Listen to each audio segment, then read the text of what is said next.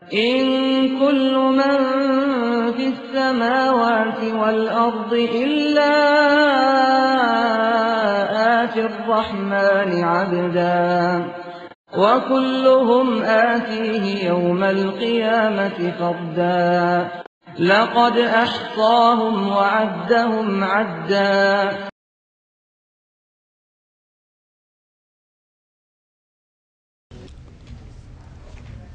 السلام عليكم ورحمة الله وبركاته.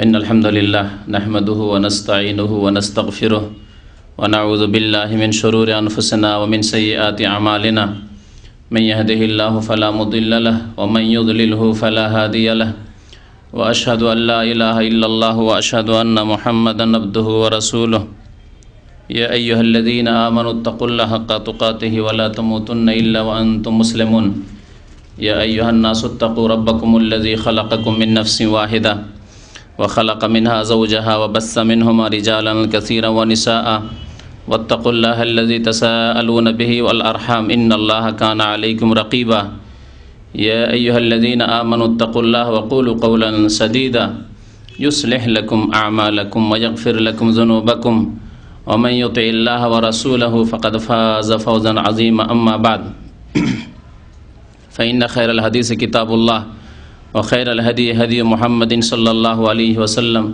وشر الأمور محدثاتها وكل محدثة بدعة وكل بدعة ضلالة وكل ضلالة في النار.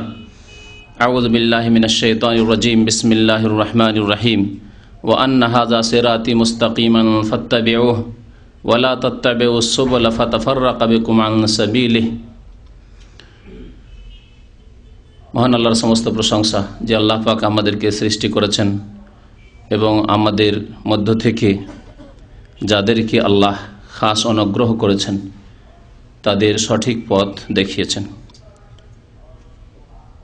দরুদ ও সালাম নাজিল হোক প্রিয় নবী মুহাম্মদ রাসূলুল্লাহ সাল্লাল্লাহু আলাইহি ওয়াসাল্লামের প্রতি, যিনি আল্লাহর সত্য দিন পূর্ণাঙ্গ রূপে মানব জাতি পর্যন্ত পৌঁছে দিয়েছেন এবং বিদায় হজে আল্লাহ পাকের পক্ষ থেকে আয়াত নাজিল হয়েছে। আল্লাহ পাক ইরশাদ করেছেন এই মর্মে, আল ইয়াউমা আকমালতু লাকুম দীনাকুম ওয়া আতমামতু আলাইকুম নি'মাতি ওয়া রাদিতু লাকুমুল ইসলাম দীনা। আজকে আমি তোমাদের দিন তোমাদের জন্য পূর্ণ করে দিলাম। ওয়া আতমামতু আলাইকুম নি'মাতি, আমার নিয়ামত তোমাদের উপর সম্পূর্ণ করলাম। ওয়া রাদিতু লাকুমুল ইসলাম দীনা, এবং ইসলামকে তোমাদের জীবন বিধান দিন স্বরূপ আমি মনোনীত করলাম। আল্লাহ পাক ঘোষণা করে দিয়েছেন যে আল্লাহ তার দিনকে নবী করিম সাল্লাল্লাহু আলাইহি সাল্লামের মাধ্যমে সম্পূর্ণ করেছেন। তাতে কোনো রকমের দুনিয়া অথবা আখিরাতের, ইহকাল পরকালের এমন কোনো প্রয়োজন যা মুসলিমের হতে পারে কল্যাণের জন্য, আর তা অসম্পূর্ণ থেকে গেছে তা হয়নি। যাতে রয়েছে পৃথিবীর কল্যাণ, দুনিয়ার কল্যাণ, যাতে রয়েছে আখিরাতে পরকালের কল্যাণ, সে সমস্ত বিষয় সম্পর্কে আল্লাহ পাক রব্বুল আলামিন দিনকে সম্পূর্ণ করেছেন। সুতরাং কারো এই অবকাশ নেই, কারো জন্য এই অনুমতি নেই যে দিনে নতুন কথা ঢোকাবে, নতুন কথা নিয়ে আসবে দিনের নামে, ইসলামের নামে, ধর্মের নামে, আর বলবে যে এগুলি মুক্তির পথ। আল্লাহুম্মা সাল্লি আলাইহি আল্লাহুম্মা বারিক আলাইহি। গত শুক্রবারে আলোচনা করা হয়েছে চরমনাই পীর সম্পর্কে। তাতে আলোচনায় সামান্য কিছুই আলোচনা শেষ হয়েছে, প্রায় 1.5 ঘন্টার বক্তব্যে। আরও বেশ কিছু কথা তার কিতাব থেকে, নিজের পক্ষ থেকে নয়, অন্য কারো লেখা বই থেকে নয়, তাদের কিতাব থেকে পড়ে শোনানো হয়েছে এবং তার ওপর কোরআন এবং হাদিসের আলোকে, কোরআনে কারিমের আয়াতে কারিমা দিয়ে অথবা রাসূলুল্লাহ সাল্লাল্লাহু আলাইহি ওয়াসাল্লামের হাদিস দিয়ে মন্তব্য করা হয়েছে। এর বেশি আর কিছু করা হয়নি। এর আগে আপনাদেরকে বলা হয়েছিল, বরং গত কয়েক সপ্তাহ আগে এই মঙ্গলবারের অনুষ্ঠানে বিস্তারিত আলোচনাই করা হয়েছে যে ইমাম নববী রহমতুল্লাহ আলাইহি বলেছেন যে সৎ উদ্দেশ্যে 6টি ক্ষেত্রে মানুষের সমালোচনা করা যাবে। তার মধ্যে একটি ক্ষেত্র হচ্ছে তাহযীরুল মুসলিমিনা মিনাশ শারর, মুসলিম জাতিকে, মুসলিম উম্মাহকে তাদের অনিষ্ট থেকে সতর্ক করা, যে তোমাদের অনিষ্ট হতে যাচ্ছে, তোমরা ধ্বংসের পথে চলে যাচ্ছ, তোমরা জাহান্নামের পথে চলে যাচ্ছ, তোমরা গুমরাহির পথে চলে যাচ্ছ। এই মর্মে সতর্ক করার জন্য কারো সমালোচনা, কারো গীবত করা শুধু জায়েজ নয়, বরং ওয়াজিব। আর আরেকটি কথা আজকে আলোচনা শুরু করার আগে বলে দিই যে উক্ত পীর সাহেবেরই লিখা বই, আর বইয়ের নাম তো মাশাআল্লাহ আপনারা জানেনই, ভেদে মারিফাত বা ইয়াদে খুদা। ভেদে মারিফাত বা ইয়াদে খুদা, এই বই কার লিখা বই? যারা পড়েছেন তারা জানেন। হ্যাঁ, কার? ফজলুল করিম সাহেবের না, তার পিতা, তার বড় পীর সৈয়দ মোহাম্মদ ইসহাক, বড় পীরের লিখা কিতাব। এই কিতাবের শেষখানে 93 পৃষ্ঠায় শেষখানে তারপরে শুধু আমার অনুরোধ বলে একটি চ্যাপ্টার রয়েছে। তো তাতে তিনি লিখছেন শেষ লাইনে, লেখকের ভুল হইলে দয়াপূর্বক জানাইবেন। লেখকের ভুল হইলে দয়াপূর্বক জানাইবেন। তো তার পক্ষ থেকে অনুরোধ রয়েছে যে ভুল হলে জানিয়ে দেবেন। সুতরাং তার আদেশও পালন হচ্ছে, আল্লাহরও দিনের কাজ হচ্ছে, রাসূলুল্লাহ সাল্লাল্লাহু আলাইহি ওয়াসাল্লামের সুন্নতের কাজ হচ্ছে, এবং তিনি যা চেয়েছেন তার যে দাবি আমাদের কাছে রয়েছে, অনুরোধ রয়েছে, তাও ইনশাআল্লাহ তাআলা আমরা পূরণ করার চেষ্টা করব। কারণ তার বই এতদিন পড়িনি বা আমাদের কাছে আসেনি, কিন্তু মাশাআল্লাহ আমার কাছে বেশ কিছু বই তার পৌঁছে গেছে। এই একটি কিতাব ভেদে মারিফাত ইয়াদে খোদা, আর মাওয়াইজে করিমিয়া, ফজলুল করিম সাহেবের যে সব ওয়াজ মাহফিল বক্তব্য। প্রথম এই কিতাবের নাম ছিল মাওয়াইজে ফজলুল করিম, তারপরে নামটি একটু আপত্তি লাগলো, বা কেউ হয়তো এই নিয়ে কিছু বলে হবে, তখন নাম চেঞ্জ করে মাওয়াইজে করিমিয়া করা হয়েছে। ওই ফজলুল করিম থেকে করিম শব্দটি নিয়ে মাওয়াইজে করিমিয়া নাম রাখা হয়েছে, অর্থাৎ ফজলুল করিম সাহেবের ওয়াজ। তো এই কিতাবে যে কি আছে তাও শোনাবো ইনশাআল্লাহ তাআলা, কিন্তু আগে এই কিতাবটি সেরে না হোক। গত শুক্রবারে মাত্র 20টি পৃষ্ঠা সম্পর্কে আলোচনা করা হয়েছিল। কারণ এই কিতাবে এমন কোনো পাতা নেই যাতে ভুল নেই। তিনি বলেছেন ভুল ধরা পড়লে কি করবেন? দয়াপূর্বক জানাইবেন।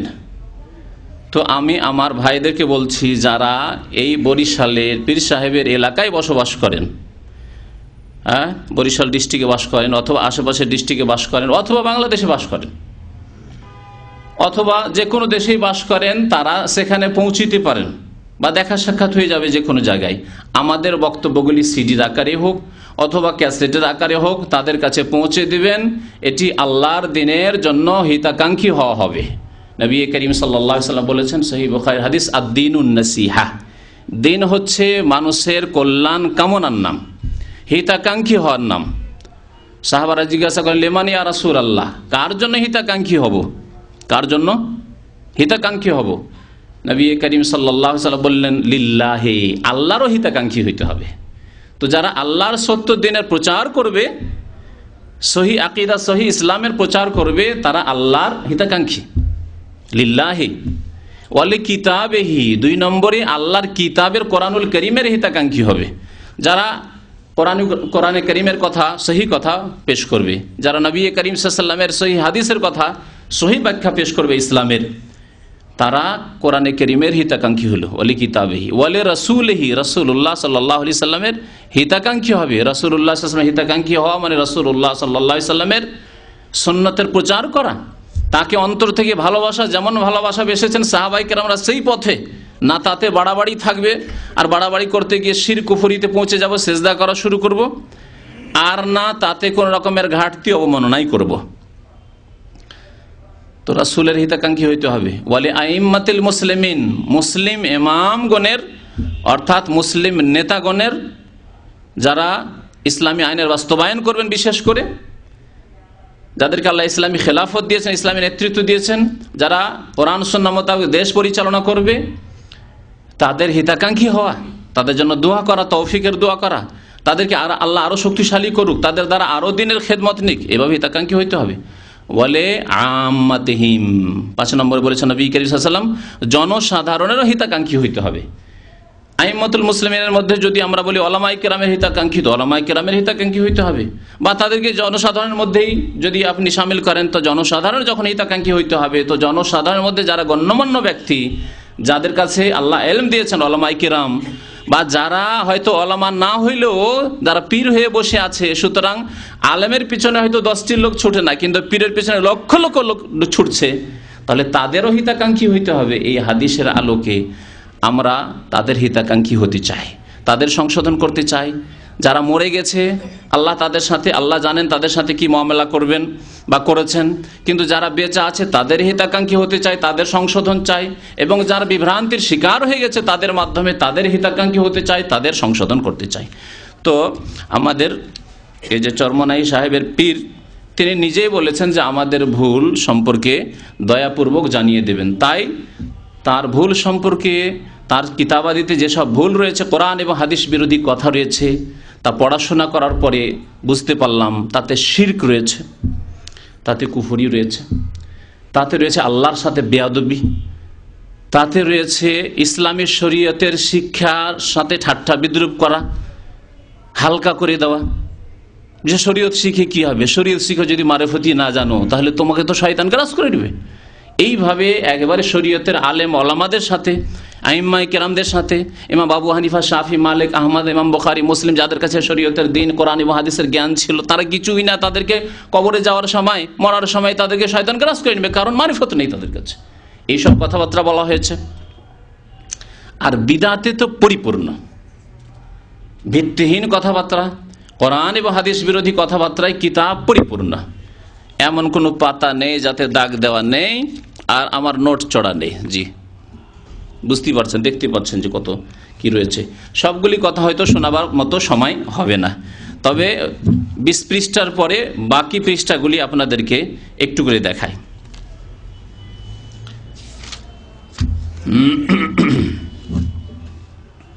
22 পৃষ্ঠায় এই পীর সাহেব ইসহাক সাহেব বলছেন যে কোনো বুজুর্গ বলিয়াছেন, দেখেন দিনের কথা বর্ণনা করছে, ইসলামের কথা বর্ণনা করছে, আর তিনি বলছেন কি, কোন বুজুর্গ বলিয়াছেন, মাল্লাইসা লাহু শাইখুন ফাশাইখুহু শাইতান, যে ব্যক্তির পীর নাই তাহার পীর শয়তান। কে বলিয়াছেন? আল্লাহ বলেছেন, তার রাসূল মুহাম্মদ সাল্লাল্লাহু আলাইহি ওয়াসাল্লাম বলেছেন, রাসূলের প্রথম খলিফা আবু বকর সিদ্দিক বলেছেন, দ্বিতীয় খলিফা ওমর ফারুক বলেছেন, তৃতীয় খলিফা উসমান গনি বলেছেন, চতুর্থ খলিফা আলী রাদিয়াল্লাহু তাআলা আনহু বলেছেন, আশরা মুবাশশাররা বলেছেন, কেউ 1,24,000 বেশি সাহাবায়ে কেরাম তারা কেউ বলেছেন। আসুন আরো আসুন, ইমাম আবু হানিফা রাহমাতুল্লাহ আলাইহি বলেছেন, ইমাম শাফি, মালিক, আহমদ কেউ বলেছেন না। তাহলে বললেন কে? কে বলল এই কথা? জি, আমি গত শুক্রবার এই কথা বলেছি। দেখেন, ওহী দুই প্রকার, এক হচ্ছে আল্লাহর ওহী, ওয়াহিউল্লাহ, আল্লাহর ওহী। আল্লাহর ওহী কার কাছে হয়? বুজুর্গের কাছে হয় না নবীর কাছে, আম্বিয়া কেরামের কাছে হয়? আল্লাহর ওহী, যা প্রিয় নবী মুহাম্মদুর রাসূলুল্লাহ সাল্লাল্লাহু আলাইহি সাল্লামের উপর শেষ ওহী হয়েছে। তার আগে যত আম্বিয়া কেরাম রাসূলগণ এসেছেন তাদের উপর ওহী হয়েছে। জি, আর তারা বিনা ওহীতে কোনো কথা বলতেন না। ওমা ইয়ানতিকু আনিল হাওয়া ইন হুয়া ইল্লা ওয়াহয়ুন ইউহা। প্রশ্ন করা হলে না জানা থাকলে চুপ হয়ে যেতেন, ওহী নাযিল হতো তারপরে জবাব দিতেন। আর আরেকটি ওহী হচ্ছে ওয়াহিয়ুশ শায়তান, ওয়াহিয়ুশ শয়তানের ওহী। আল্লাহ কোরআনে কারীমে ইরশাদ করেছেন, ওয়া ইন্নাশ শায়াতিনা লা ইউহুনা ইলা আউলিয়াইহিম, নিশ্চয় শয়তানরা তাদের বন্ধুদের কাছে, আউলিয়াদের কাছে ওহী করে থাকে। জি, তাহলে এটি এর উৎস কোথায়? তাহলে আল্লাহর ওহী না, কোরআনে নয়, হাদিসে নয়, সাহাবায়ে কেরামরা বললেন না, আইম্মায়ে কেরাম বললেন না, তাহলে আসলে কোত্থেকে, কোন বুজুর্গ থেকে? জি, এই শয়তানের ওহী। আচ্ছা, এই শয়তান ওহী করলো যে পীর ধরবে না তার পীর শয়তান, এই শয়তান ওহী করলো। আচ্ছা, বুজুর্গ শব্দটি যে বলেছেন, সত্যি বুজুর্গ, ইবলিস শয়তান কিন্তু সবচেয়ে বড় বুজুর্গ। বুজুর্গ মানে বড়, বুজুর্গ মানে কি? বড়, যে বয়সে বড় সে বুজুর্গ, মুরব্বী। 60 বছর 70 বছর বয়সে বুজুর্গ, বয়স প্রাপ্ত। তো ইবলিস শয়তানের বয়স সবচেয়ে বেশি। আদম আলাইহিস সালাম যখন সৃষ্টি হননি তখন ইবলিস শয়তান মজুদ, আজাজিলের নামে আমাদের দেশে খুব প্রসিদ্ধ, তাই না? মজুদ। আর এই বুড়া ইবলিস কিন্তু ও পানির ওপর ওর সিংহাসন আছে, আর বসে আছে, বসে আছে, পানিতে বসে আছে। আর যত জিন শয়তান আছে সব গিয়ে রিপোর্ট দিচ্ছে তাকে, যে আজকে এই করে এলাম, সেই করে এলাম, আজকে একজনকে মুরিদ বানিয়ে এলাম, আজকে একজন কবরকে সেজদা করিয়ে এলাম, আজকে একজন মুরিদকে দেখলাম যে পীরের পায়ের তলায় গোড়াগড়ি করছে। কারণ এই শিক্ষাও দিয়েছে যে পীরের পায়ের তলায় যত গোড়াগড়ি করতে পারেন ততই আপনার উন্নতি, ততই ওলিয়ে কামেল হতে পারবেন আপনি। এই সব শিক্ষায় দেওয়া হয়েছে ভেদে মারিফাত ইয়াদে খোদাই। পড়ে পড়ে শোনাবার সবগুলি কথা হয়তো সময় হবে না, সেজন্য কিছু কথা না পড়েও বলছি। তো এই কথাটি তাহলে কোন বুজরুগের? শয়তান বুজরুগের। যে ব্যক্তির পীর নাই তার পীর শয়তান, শয়তান বুজরুগের কথা। লা ইউহুনা ইলা আউলিয়াহিম লিউজাদিলুকুম, তার এই কথা নিয়ে তোমাদের সাথে তর্ক বিতর্ক করবে, যার পীর নাই তার পীর শয়তান। কোরআনও নাই হাদিসও নাই, তোমাদের সাথে ঝগড়া করবে। দেখো পীর না থাকলে তোমার পীর নেই, তখন তোমার পীর শয়তান। ঝগড়া করে না, তর্ক বিতর্ক করে না বিদাতিরা? লিউজাদিলুকুম, আল্লাহ কোরআনে বলেই দিয়েছেন। আল্লাহু আকবার। আল্লাহ জানেন মানুষের অন্তরের কথা যে এরকম করবে। ওয়াইন আতাতুমুহুম, তাদের কথা যদি মানো, যার পীর নাই তার পীর শয়তান, এই কথা যদি মানো, ইন্নাকুম লামুশরিকুন, তাহলে তোমরা মুশরিক হয়ে যাবে, শিরকের পথে চলে যাবে। সুবহানাল্লাহ। তাহলে শয়তানের ওহী যাদের দিনের উৎস, ধর্মের উৎস, মানে ধর্ম নেওয়ার স্থান, যেখান থেকে ধর্ম নিচ্ছে তারা, কোরআন হাদিস থেকে নয়, ইন্নাকুম লামুশরিকুন, তাদের আনুগত্য করলে শিরকের পথে চলে যাবে। বারবার তিনি তাওয়াজ্জুর কথা, তারপর ওয়াজদের কথা, হালের কথা, এগুলি হচ্ছে সুফিয়ানা পরিভাষা, পীরদের, পীরতন্ত্রের পরিভাষা সুফিবাদের। ওয়াজদ, হাল, তারপরে তাওয়াজ্জুহ, পীরের তাওয়াজ্জুহ, এগুলোর ব্যাখ্যা সামনে আসছে। এগুলো বিভিন্ন এতে কিতাবের বিভিন্ন পৃষ্ঠাতে তিনি এগুলি উল্লেখ করেছেন যে পীরের তাওয়াজ্জুহ না হলে আপনার কোনো উন্নতি হবে না, আপনি বড় ব্যক্তি হতে পারবেন না, আল্লাহকে পেতে পারবেন না। পীরের ফাইজ, আরেকটি হচ্ছে ফাইজ, ফাইজ না পেলে আপনার জীবনে না উন্নতি হবে, না পরকালে উন্নতি হবে, না ধর্মে উন্নতি হবে, ইত্যাদি ইত্যাদি এসব কথাবার্তা রয়েছে। আচ্ছা শোনেন আরেকটি কথা, কাল কিয়ামতে আমি মাঝে মাঝে কোরআনের আয়াত পেশ করব তাদের উক্তির সাথে সাথে। আরেকটি কথা এখানে আরো বলে চলি, তা হচ্ছে এই যে আমরা এই কথাগুলি কেন বলছি? এমনিতেই বলছি না আল্লাহ বলতে বলেছেন, তার রাসূল বলতে বলেছেন? নবী করিম সাল্লাল্লাহু আলাইহি ওয়াসাল্লাম ইরশাদ করেছেন মুসলিম শরীফের হাদিস, মান রা মিনকুম মুনকারান, যেই ব্যক্তি ইসলাম বিরোধী কাজ অথবা কথা দেখিবে, ফালিয়ুগাইয়িরহু বিয়াদিহি, তাহলে সে হাত দ্বারা বল প্রয়োগ করে বাধা দেবে। যেই ব্যক্তি মুনকার কাজ দেখবে, শিরক সবচেয়ে বড় মুনকার, বিদআত এমন মুনকার যেই বিদআত করলে শয়তান সবচেয়ে বেশি খুশি হয়। কারণ শয়তান জানে যে বিদআত করছে, ধর্ম মনে করে করছে, এর তওবার তৌফিক হবে না, এই ছাড়বে না। কিন্তু চোর চুরি করা ছেড়ে দিতে পারে, ডাকাত ডাকাতি করা ছেড়ে দিতে পারে, মিথ্যুক মিথ্যা কথা বলা ছেড়ে দিতে পারে, ব্যভিচারকারী ব্যভিচার ছেড়ে দিতে পারে, কারণ সেগুলি পাপ মনে করি করছে, ও নেকির কাজ মনে করি, কেউ এসব কাজ করে না। কেউ ফিল্ম দেখা, লোক ব্লু ফিল্ম দেখছে, তারপর ছেড়ে দিতে পারে, কারণ সেটা নাকি মনে করে না। কিন্তু যে ব্যক্তি বিদআত করছে, পীর বানাচ্ছে অথবা পীর মুরিদ বানাচ্ছে অথবা মুরিদ হচ্ছে, পীর মুরিদ বানাচ্ছে অথবা মুরিদ গিয়ে পীরের কাছে মুরিদ হচ্ছে, এগুলি কাজ ধর্ম মনে করে, নেকি মনে করে, সওয়াব মনে করে, আখিরাতে সম্বল মনে করে করছে। সুতরাং এগুলি কিয়ামত পর্যন্ত ছাড়বে না, ছাড়বে না, ইল্লা মান রাহিমাল্লাহ। আল্লাহ স্পেশাল যদি কারো সম্পর্কে ইচ্ছা করেন যে কে হেদায়েত করব, তার কথা ব্যতিক্রম। এজন্য অল্পই বিদাতি হেদায়েত হয়, চোর ডাকাত বহু হেদায়েত হয়, বেনামাজি অনেকে হেদায়েত হয়, কিন্তু অল্প বিদাতি হেদায়েত হয়। আবার বিদাতি যদি আবার হেদায়েত হয়ে যায় বড় শক্ত হয়, কিন্তু এটিও পরীক্ষিত। কারণ তার তিক্ত অভিজ্ঞতা, হায় আমাকে কোথায় নিয়ে যাচ্ছিল রে, আমাকে শিরক কুফরি করিয়ে এইসব বিদাত করে আমাকে তো জাহান্নামে নিয়ে যাচ্ছিল। যার ফলে যে শিরক বিদাত করে এসছে সে যদি হেদায়েত হয়ে যায়, তো জন্মগত যারা সুন্নতের অনুসারী তাদের চেয়ে অনেক পাকা হয়ে যায়, মজবুত হয়ে যায়। বল প্রয়োগ করে হাত দ্বারা বাধা দিবে যদি অন্যায় কাজ দেখো, তো ফাইন লাম ইয়াস্তাতি, যদি তা না পারো, বল প্রয়োগ করে বাধা দিতে পারছো না, ফাবে লিসানিহি, জবান দ্বারা, কথার দ্বারা, কলমের দ্বারা বাধা দিবে।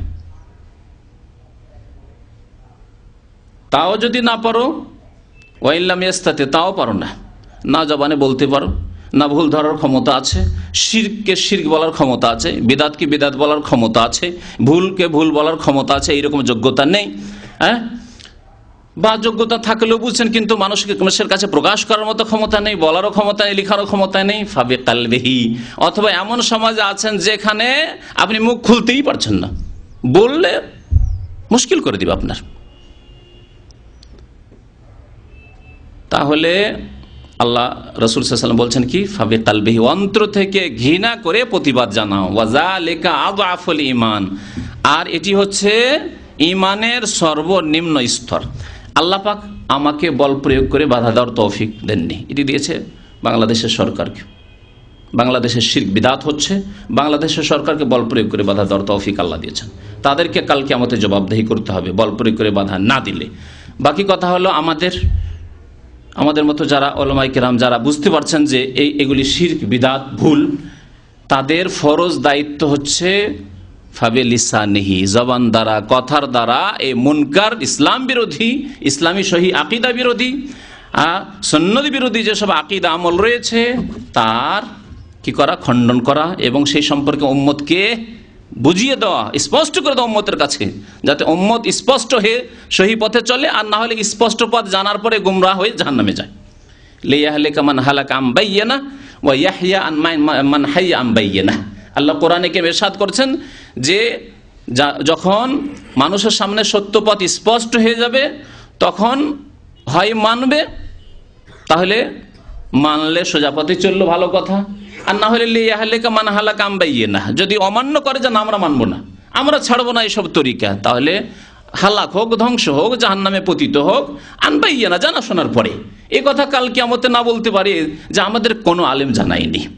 তাহলে এই ইসলামী আকীদা বিরোধী, সুন্নাত বিরোধী বিদআত, শিরক যে ছড়াছড়ি রয়েছে এইসব কিতাবাদিতে বা এইরকম পীরতন্ত্রে, সুফিবাদে, এ সম্পর্কে যারা কোরআন এবং হাদিসের ওলামা, যারা ওলামায়ে দ্বীন, ওলামায়ে ইসলাম, তাদের ফরজে কিফায়া দায়িত্ব, ফরজে কিফায়া দায়িত্ব। কমের পক্ষে এই দায়িত্বের হুকুম হচ্ছে ফরজে কিফায়া, অর্থাৎ কিছু ওলামায়ে কেরাম যদি এই সম্পর্কে আলোচনা করে দেয় আর দেশের মানুষ, সমাজের মানুষ, বাঙালি জাতি যদি জেনে নেয় যে এসব শিরক বিদআত, তাহলে যথেষ্ট, সমস্ত ওলামা মাফ পেয়ে যাবেন ইনশাআল্লাহ তাআলা। কিন্তু যদি কেউ না জানায়, সবাই চুপ হয়ে আছে, যার এদের লক্ষ লক্ষ সংখ্যা, আর এদের বিরুদ্ধে জবান খোলা মানেই মুশকিল ব্যাপার স্যাপার, সুতরাং বলতে হবে না, চুপ থাকো, জেনে শুনে হয়তো চুপ থাকলো, অথবা জানতে পারলো না, চেষ্টাও করলো না, গবেষণামূলক পড়াশোনা করলো না, যেগুলো কি বলা হচ্ছে কোরআন এবং হাদিস, এগুলির নাম ইসলাম। এই ইসলাম নিয়ে আল্লাহ রাসূল সাল্লাল্লাহু আলাইহি ওয়াসাল্লাম প্রেরিত হয়েছিলেন, পড়াশোনাই করলো না, চেষ্টাই করলো না, তাহলে সবাই গুনাহগার হবে। তাহলে কমের পক্ষে এরকম হচ্ছে ফরজে কিফায়া। যদি একজন থাকে, কেউ বলছে না, একজন এই সহি কথাগুলি জানতে পারলো যে এগুলি হচ্ছে শিরক বিদআত, তাহলে তার উপর ফরজে আইন, ফরজে আইন। কেউ যখন নেই প্রতিবাদ করার, তাহলে একজনের উপর ফরজে আইন হয়ে যাবে। তো যাই হোক না কেন, আমাদের এই আলোচনা কমের পক্ষে ফরজে কিফায়া, কমের পক্ষে ফরজে কিফায়া। যদি অন্য অন্য আলেমরা আরও থাকেন যারা তাদেরকে এই ব্যাপারে সতর্ক করে থাকেন অথবা এই সম্পর্কে আলোচনা করে থাকেন, তবে তো আসুন দেখি তাদের কিছু কথা।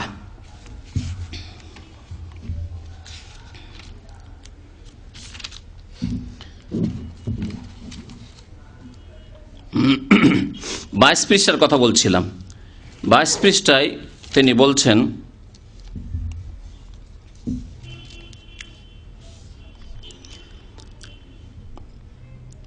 এবং যদি কেউ মাওলার প্রেমে মত্ত হইয়া বেলা ইখতিয়ার, অনিচ্ছাকৃতভাবে চিখ দেয় অথবা হাত পা আছড়ায়, তবে সে আল্লাহর ওলি। আল্লাহর ওলির চিহ্ন কি? এই কিতাবে পেলেন, ভেদে মারিফাতে। আল্লাহর ওলির চিহ্ন হচ্ছে যে কি করা, চিখ দেই অথবা হাত পা আছড়ায়। চিখ দেওয়া, হঠাৎ করে চিখ দিল একবারে, তারা এই হাল হলো। অথবা হাত পা আছড়ায়, লাফ দিয়ে সামিয়ানার উপরে উঠে যায়, আর না হলে স্টেজে উঠে যায়। কথা বুঝতে পেরেছেন? তো এসব তারা করে। তো এসব যদি করে তো সে হচ্ছে কি আল্লাহর ওলি। কোরআনে আছে এ কথা, হাদিসে আছে, চার ইমামের কোন ইমামের কথায় আছে, উক্তিতে আছে? আমাদের হানাফি ভাইরা এবং চরমনায় নিজেও হানাফি বলে দাবি করে, হানাফি হয়ে মরল, তাদেরকে বলছি হানাফি মজহাবের ফিকহ কিতাবাতে হেদায়া বেকায়াত আছে? জি, তাহলে দ্বীন ইসলামে নেই। আল্লাহ কোরআনে কি বলেছেন শুনবেন, কোরআনের কথা, যে ওলিকে আলা ইন্না আউলিয়া আল্লাহ লা খাউফুন আলাইহিম ওয়া লা হুম ইয়াহজানুন। আল্লাহর আউলিয়া কারা? আউলিয়া আল্লাহ। এখানে কি বলা হয়েছে? আউলিয়া আল্লাহ। আল্লাহর ওলি কারা? আল্লাযীনা আমানু ওয়া কানু ইয়াত্তাকুন, দুইটি লক্ষণ, দুইটি গুণ আল্লাহ বলেছেন। যারা তাদের ঈমানকে সুন্দর করেছে, ঈমান নিয়ে এসেছে। ঈমানের সংজ্ঞা বললে সময় লাগবে। ঈমানের যে পিলারগুলি রয়েছে, স্তম্ভ রয়েছে, সেগুলি সম্পর্কে বিস্তারিত জ্ঞান আছে এবং তার বাস্তবায়ন রয়েছে, 6টি স্তম্ভ। তারপর ওয়া কানু ইয়াত্তাকুন, এবং তারা আল্লাহ ভীরু, আল্লাহকে ভয় করে। জীবনের প্রত্যেকটি ক্ষেত্রে আল্লাহকে ভয় করে। খাওয়ার ক্ষেত্রে আল্লাহকে ভয় করে, পড়ার ক্ষেত্রে কি পড়লাম আল্লাহকে ভয় করে, নামাজ পড়ার ক্ষেত্রে আল্লাহকে ভয় করে, ইবাদত বন্দেগী ঠিকভাবে করলাম কিনা আল্লাহকে ভয় করে, আচার আচরণ চলাফেরার ক্ষেত্রে আল্লাহকে ভয় করে, মাতা পিতার সেবার ক্ষেত্রে আল্লাহকে ভয় করে। জি, জীবনের প্রত্যেক ক্ষেত্রে আল্লাহকে ভয় করে। আল্লাযীনা আমানু ওয়া কানু ইয়াত্তাকুন। আর এখানে বলা হচ্ছে যে আছাড় পাছাড় করা আর চিক দেওয়া, এগুলি হচ্ছে ওলির লক্ষণ। বুঝতে পারলেন? এই আয়াত কোথায় রয়েছে? সূরা ইউনূস আয়াত নম্বর আপনার 63, 64, 65 রয়েছে। তো তারপরে শুনুন, তারপরে কি বলছেন তিনি। আচ্ছা, এই আল্লাহর ওলি যে হয়ে গেল, যে আছাড় পাছাড় করছে, যে চিক দিচ্ছে, এসব করছে, তাহাকে কেউ ইনকার বা ঠাট্টা করলে তাহার উপর নিশ্চয়ই আল্লাহ পাকের গজব অবতীর্ণ হইবে। দলিল আছে? যদি কেউ ঠাট্টা করে, যারে আছাড় পাছাড় করছে, তাহলে আল্লাহর কি হবে? গজব হবে। সুবহানাল্লাহ। শুনবেন আয়াত এই সম্পর্কে, যা কোরআনে হাদিসে কোত্থেকে আসলো শুনেন। সূরা নাজম আয়াত নম্বর 23 আল্লাহ ইরশাদ করেছেন, ইন হিয়া ইল্লা আসমাউন সাম্মাইতুমুহা, এগুলি তোমাদের মনের কথা, নাম, বিভিন্ন নাম, বিভিন্ন তরিকার নাম। এটা চরমনাই তরিকা, এটা শস্যিনার তরিকা, এটা সাবেরি তরিকা, এটা মুজাদ্দিদি তরিকা, এটা চিস্তি তরিকা। ইন হিয়া ইল্লা আসমাউন, এগুলি সব নাম মাত্র।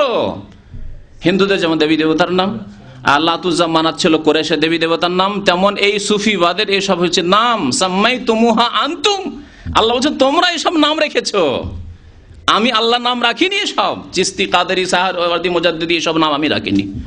ইন হিয়া ইল্লা আসমাউন সাম্মাইতুমুহা আনতুম ওয়া আবাউকুম, তোমাদের বাপদাদারা এইসব রেখেছে, তোমাদের বাপদাদা পূর্বপুরুষ এসব নাম রেখেছে। তারপরে কি বলছেন আল্লাহ? আরো শোনেন, আরো স্পষ্ট, মা আনজালাল্লাহু বিহা মিন সুলতান, আল্লাহ এ সম্পর্কে কোন সনদ, দলিল, প্রমাণ নাজেল করেননি। কোরআনে নেই, হাদিসে কিচ্ছুতে নেই, নাজেলই করেননি সব কথাবার্তা। মা আনজালাল্লাহু বিহা মিন সুলতান, তাহলে পেলে কোত্থেকে? তাও আল্লাহ বলছেন ইয়াত্তাবিউনা ইল্লা যান্না, তারা শুধুমাত্র অনুমান ভিত্তিক চলে, যে এই পথে মনে হয় মুক্তি আছে। অনুমান, আন্দাজ, একটা আইডিয়া। আমাদের বড়রা বলেছেন এই পদগুলি ভালো হবে। জান যাকে বলা হয়েছে, ইয়াত্তাবিউনা ইল্লা জান্না, তারা অনুসরণ করে শুধুমাত্র তাদের আন্দাজ, তাদের অনুমান, এসবকে, তাদের ধারণা, এসবকে। তারপরে আল্লাহ কি বলছেন? ওয়ামা তাহওয়াল আনফুস, আর কাকে অনুসরণ করে? তাদের প্রবৃত্তিকে। তাহওয়াল আনফুস, তাদের মন যা চায়। মন চায় এইরকম জিকির করতে, ছয় লতিফা জিকির করতে, মন চাই জিকির করতে গিয়ে আচার পাচার করতে, চিক দিতে। তাই আল্লাহ পাক রব্বুল ওইভাবেই গোমরা করেছেন। আচ্ছা, এগুলি হয় কেন? তাদের আলোচনা তো করব, কিন্তু এই সংশয়গুলো দূর করা জরুরি। চোখের সামনে দেখতে পাচ্ছেন যে একটা লাফ দিল, হ্যাঁ, জিকির করতে করতে লাফ দিল, গড়াগড়ি করছে, চিক মারছে, এসব হয় কেন? এগুলি হচ্ছে আহওয়ালুন শয়তানিয়া, শয়তান পথভ্রষ্ট করার জন্য লেগে আছে। এগুলো শয়তানি হাল, এগুলি কোরআন এবং হাদিসের সুন্নতি হাল নয়। জি, এসব যে হয়, এই অবস্থা সৃষ্টি হয়, এগুলো হচ্ছে আহওয়ালুন শয়তানিয়া। এগুলো হিন্দুদের সাধু সন্ন্যাসীদেরও হতে পারে, অগ্নি পূজকদের, ধর্মযাজকদেরও হতে পারে, আর বুদ্ধিস্টের ধর্মীয় নেতাদেরও হতে পারে, ধর্মকর্ম যারা করে তাদেরও হয়। জি, আর খ্রিস্টানদের বনে জঙ্গলে যারা পুজো পাঠ করে, ইবাদত করে, তাদেরও হতে পারে। আর সুফিবাদও রয়েছে, কারণ সুফিবাদ হচ্ছে সবগুলির মিক্সচার। ভর্তা বানালে অনেক কিছু দিতে হয়, তাই না? ভর্তা বানিয়ে ওপরে মালিশ করে দেয় ইসলামের তেল দিয়ে মালিশ করে ইসলামের লেবেল লাগিয়ে দেওয়া হয়েছে। সুফিবাদ মানে হচ্ছে ইসলাম, আল্লাহকে পাওয়ার রাস্তা। জি, তারপরে শোনেন, আল্লাহর গজব অবতীর্ণ হবে যদি ঠাট্টা মজাক করে কেউ। আল্লাহর ফজলে মুমিনকে মৃত্যুর পরে কবরে রাখা মাত্র তাহার কলব হইতে এক প্রকার নূর প্রকাশ হইয়া কবর আলোকিত হইয়া যাইবে।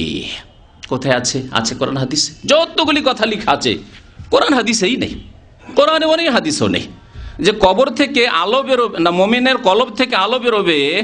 মুমিন যখন কবরে যাবে তার কলব থেকে কি বেরোবে বললো? আলো বেরোবে আর তার কবরকে আলোকিত করে দিবে। এই কথা তো হাদিসে থাকতে হবে কমের পক্ষে। আরে কোরআনে না হয় নাই তো হাদিসে তো থাকবে। কোথায় আছে? হাদিস আছে যে আল্লাহ পাক রব্বুল আলামিন বলবেন, যদি জবাব ঠিক করে দিতে পারে তো বলবে ফাফরিশুহু মিনাল জান্নাহ, জান্নাতের বিছানা বিছিয়ে দাও, ওয়ালবাসুহু মিনাল জান্নাহ, জান্নাতের লেবাস পরিয়ে দাও, ওয়াফতাহু লাহু বাবান ইলাল জান্নাহ, জান্নাতের দরজা খুলে দাও, জান্নাতের দরজা খুলে দাও। কোথায় আছে? মুমিনের কলব থেকে নূর যাবে, অর্থাৎ যারা মুরিদ অথবা পীর তাদের কলব থেকে নূর যাবে আর কবর আলোকিত হয়ে যাবে। এবং কবর একটি ফল ফুলের বাগানে পরিণত হইয়া যাইবে, ফল ফুলের বাগানে পরিণত হয়ে যাবে। আল্লাহু আকবার, সব ভ্রান্ত কথা। তারপরে শোনেন, এবং যেই ব্যক্তি হক্কানি পীরের কাছে মুরিদ হইয়া মারিফত অর্জন করার জন্য আখেরি মুশাহাদার সবক নেওয়ার আশায় সবক জপ্ত করিতে করিতে ইন্তেকাল করেন, আপনি মুরিদ হয়ে গেলেন, কত ফজিলত। কারণ মুরিদের সংখ্যা তো বাড়াইতে হবে, আর মুরিদের সংখ্যা বাড়াইলে নজর নিয়াজ আর আই ইনকাম উপার্জন শুরু হয়ে যাচ্ছে। মাশাআল্লাহ, গরিব হয়ে নেই। আমার কাছে ইন্টারনেটের কপি আছে, কারণ ব্যক্তি জীবনের কারো উপরে আমি আক্রমণ করতে চাই না, সমালোচনা করতে চাই না। সেই জন্য দিনের যেগুলি আলোচনা, শিরকি আকিদা, বিদাতি আকিদা, সেগুলি আলোচনা করব। নাহলে ব্যক্তি জীবনে কত প্রপার্টির মালিক এই আপনার চরমনাই, এবং এই প্রপার্টি নিয়ে কি ছিনিমিনি খেলা করেছে তার সৎ ভাইদের সাথে আর সৎ মার সাথে, ইন্টারনেটে আমার কাছে এই অফিসে আছে, মজুদ আছে, আলহামদুলিল্লাহ। কিন্তু সেটি এর বেশি আলোচনা করব না। যদি অতিরিক্ত কেউ জানতে চান তাদের প্রপার্টি সম্পর্কে, তাহলে সেখান থেকে জানতে পারবেন আপনি, সেই ইন্টারনেট থেকে কত প্রপার্টির মালিক তারা। কিন্তু আলেমরা বাংলাদেশে সবচেয়ে গরিব হচ্ছে আলেম, যারা কোরআন এবং হাদিসের আলেম তারা সবচেয়ে বেশি গরিব। কারণ নবী করিম সাল্লাল্লাহু আলাইহি সাল্লাম গরিব ছিলেন, দরিদ্র ছিলেন, এবং তার ওয়ারিস যারা হবে, ওয়াল উলামা ওয়ারাসাতুল আম্বিয়া, তারা দরিদ্র হবে। আর বাকি যেহেতু পীরেরা নবীর ওয়ারিস নাই, সেই জন্য পয়সাওয়ালা। শোনেন, তারপরে ইন্তেকাল যদি করে মানে পীরের মুরিদ হয়ে, তাহলে কি হবে? আমার পীর সাহেব কিবলা ফরমায়াছেন, পীর সাহেব কি কিবলা। আমি এই কয়েক বছর আগেও পর্যন্ত এই দেওবন্দীদের সম্পর্কে, কারণ এই চরমনাইয়ের পীর ফজলুল করিম বারবার এই কিতাবেও, তার বাবা এবং ওই আরও কিতাবগুলিতেও রশিদ আহমদ গাঙ্গুহির তরিকার খুব দোহাই পেড়েছেন, এবং সেই তরিকার তিনি প্রচারক। তো কথা হচ্ছে যে রশিদ আহমদ গাঙ্গুহির তরিকা মানে দেওবন্দি তরিকা। তো আমি ভাবতাম যে দেওবন্দি তরিকাতে মনে হয় এই কাবা ছাড়া আর কোনো কিবলা বলে না, বেরেলবিদের মতো, রিজভিদের মতো। কিন্তু না, এরা আহমদ রেজা খানের ভাই, পাশাপাশি এরা। এই দেওবন্দি আকিদাতেও যে পীরে কিবলা, পীর কিবলা হয়, তার প্রমাণ এই কিতাবে পৃষ্ঠায় পৃষ্ঠায় পাবেন। তার মধ্যে দেখেন কি বলছে, আমার পীর সাহেব কিবলা ফরমাইয়াছেন এই তিন সম্প্রদায় শহীদি দরজা পাইবেন। কে বলেছেন? আল্লাহ বলেছেন, রাসূল বলেছেন যে পীরের মুরিদ হয়ে যদি মুরাকাবা মুশাহাদা করতে করতে মারা যাও তাহলে শহীদ হবো। হয় আল্লাহ বলবেন, আর না হলে রাসূল বলবেন, তাহলে শরীয়ত হবে যে সত্যি শহীদ। কে বলেছে? আমার পীর সাহেব কিবলা বলিয়েছেন, মানে কারি ইব্রাহিম সাহেব বলিয়েছেন, ইসহাক সাহেবের পীর সাহেব কারি ইব্রাহিম সাহেব, তিনি বলেছেন। জি, এই হলো তাদের দিন। মা আনজালাল্লাহু বিহা মিন সুলতান ইন ইয়াত্তাবিউনা ইল্লা যান্না ওয়া মা তাহওয়াল আনফুস। তারপরে ওই আয়াতটা শেষ করিনি, আর একটু আছে। এরা প্রবৃত্তির অনুসরণ করে, খেয়াল খুশির অনুসরণ করে, আর অনুমান ভিত্তিক কথাবার্তা বলে। তারপর আল্লাহ কি বলছেন? ওয়ালাকাদ জাআহুম মির রাব্বিহিমিল হুদা। অথচ তাদের কাছে আল্লাহর পক্ষ থেকে হিদায়াত কোরআনুল কারীম এসে গেছে, রাসূলুল্লাহ সাল্লাল্লাহু আলাইহি ওয়াসাল্লামের সহিহ হাদিস এসে গেছে। দিনকে আল্লাহ আল ইয়াউমা আকমালতু লাকুম, দিনকে আমি কমপ্লিট করে দিয়েছি আল্লাহ বলছেন। তারপরেও তারা নেবে না, যথেষ্ট হলো না তাদের জন্য।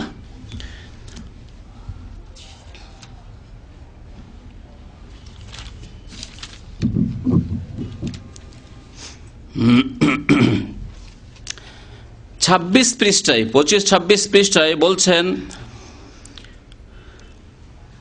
সত্যই কিয়ামতের অবস্থা এইরূপ হইবে এবং আল্লাহর হুকুমে সেই দিন মানে কিয়ামতের দিন নিঃসন্দেহে পীরগণ থেকে সাহায্য পাওয়ার আশা করা যায়।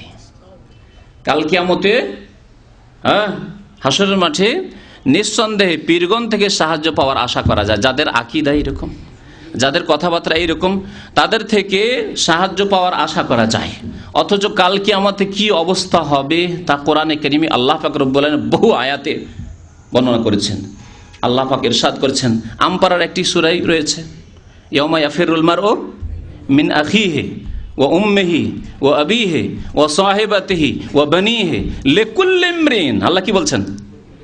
একে অপরকে দেখে পালাবে, স্ত্রী স্বামীকে দেখে পালাবে, স্বামী স্ত্রীকে দেখে পালাবে, বাবা ছেলেকে দেখে, ছেলে বাবাকে দেখে, ভাই বোনকে দেখে, ইত্যাদি ইত্যাদি।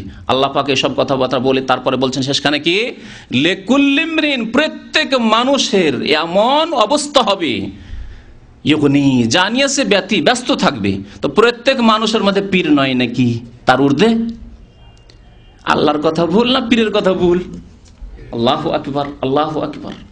আল্লাহ যদি ইন্না ফি যালিকা লাযিকরা, এই কোরআনে কারীমের আয়াতে আল্লাহ বলছেন তোমাদের জন্য উপদেশ রয়েছে, কিন্তু কার জন্য উপদেশ রয়েছে? লিমান কানা লাহু কালবুন, যার হৃদয় আছে, হৃদয় দিয়ে চিন্তা করে যে আলোচনা যে হচ্ছে এতে কোরআনুল কারীমের কথা হচ্ছে, এগুলি ঠিক না এই পীরে কিবলা লিখে রেখেছে পীরে কিবলার কথা ঠিক। লিমান কানা লাহু কালবুন, যে হৃদয় দিয়ে চিন্তা করে, আও আলকা সামআ, এবং শ্রবণ করে কান দিয়ে, ভালো করে শুনে, শুনতেই চাইলেন না, না না না শুনবো না, আমাদের বিরুদ্ধে বলেছে শুনবই না, তাহলে আল্লাহ হিদায়াত করবেন না, কোরআন উপদেশ হবে না তার জন্য। আও আলকা সামআ, কান লাগিয়ে শুনলেন আপনি ভালো করে মনোযোগ সহকারে, ওয়া হুয়া শাহীদ, এবং নিজে মনোযোগ দিয়ে উপস্থিত হয়ে ব্রেনকে উপস্থিত করে শুনছেন, কান দিয়ে ঢোকাচ্ছেন কিন্তু অন্য মনস্ক হয়ে নয়, ওয়া হুয়া শাহীদ, তাহলে আল্লাহ হিদায়াত করবেন কোরআনে কারীম দিয়ে। তাহলে কোরআনে কারীমে আল্লাহ পাক কি বলেছেন? সূরা মারইয়ামের কয়েকটি আয়াত আপনাদেরকে শোনাই।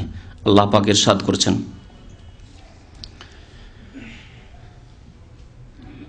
ইন কুল্লু মান ফিস সামাওয়াতি ওয়াল আরদ ইল্লা আতির রহমানি আবদা। সূরা মারইয়াম আয়াত নম্বর 93, 94, 95।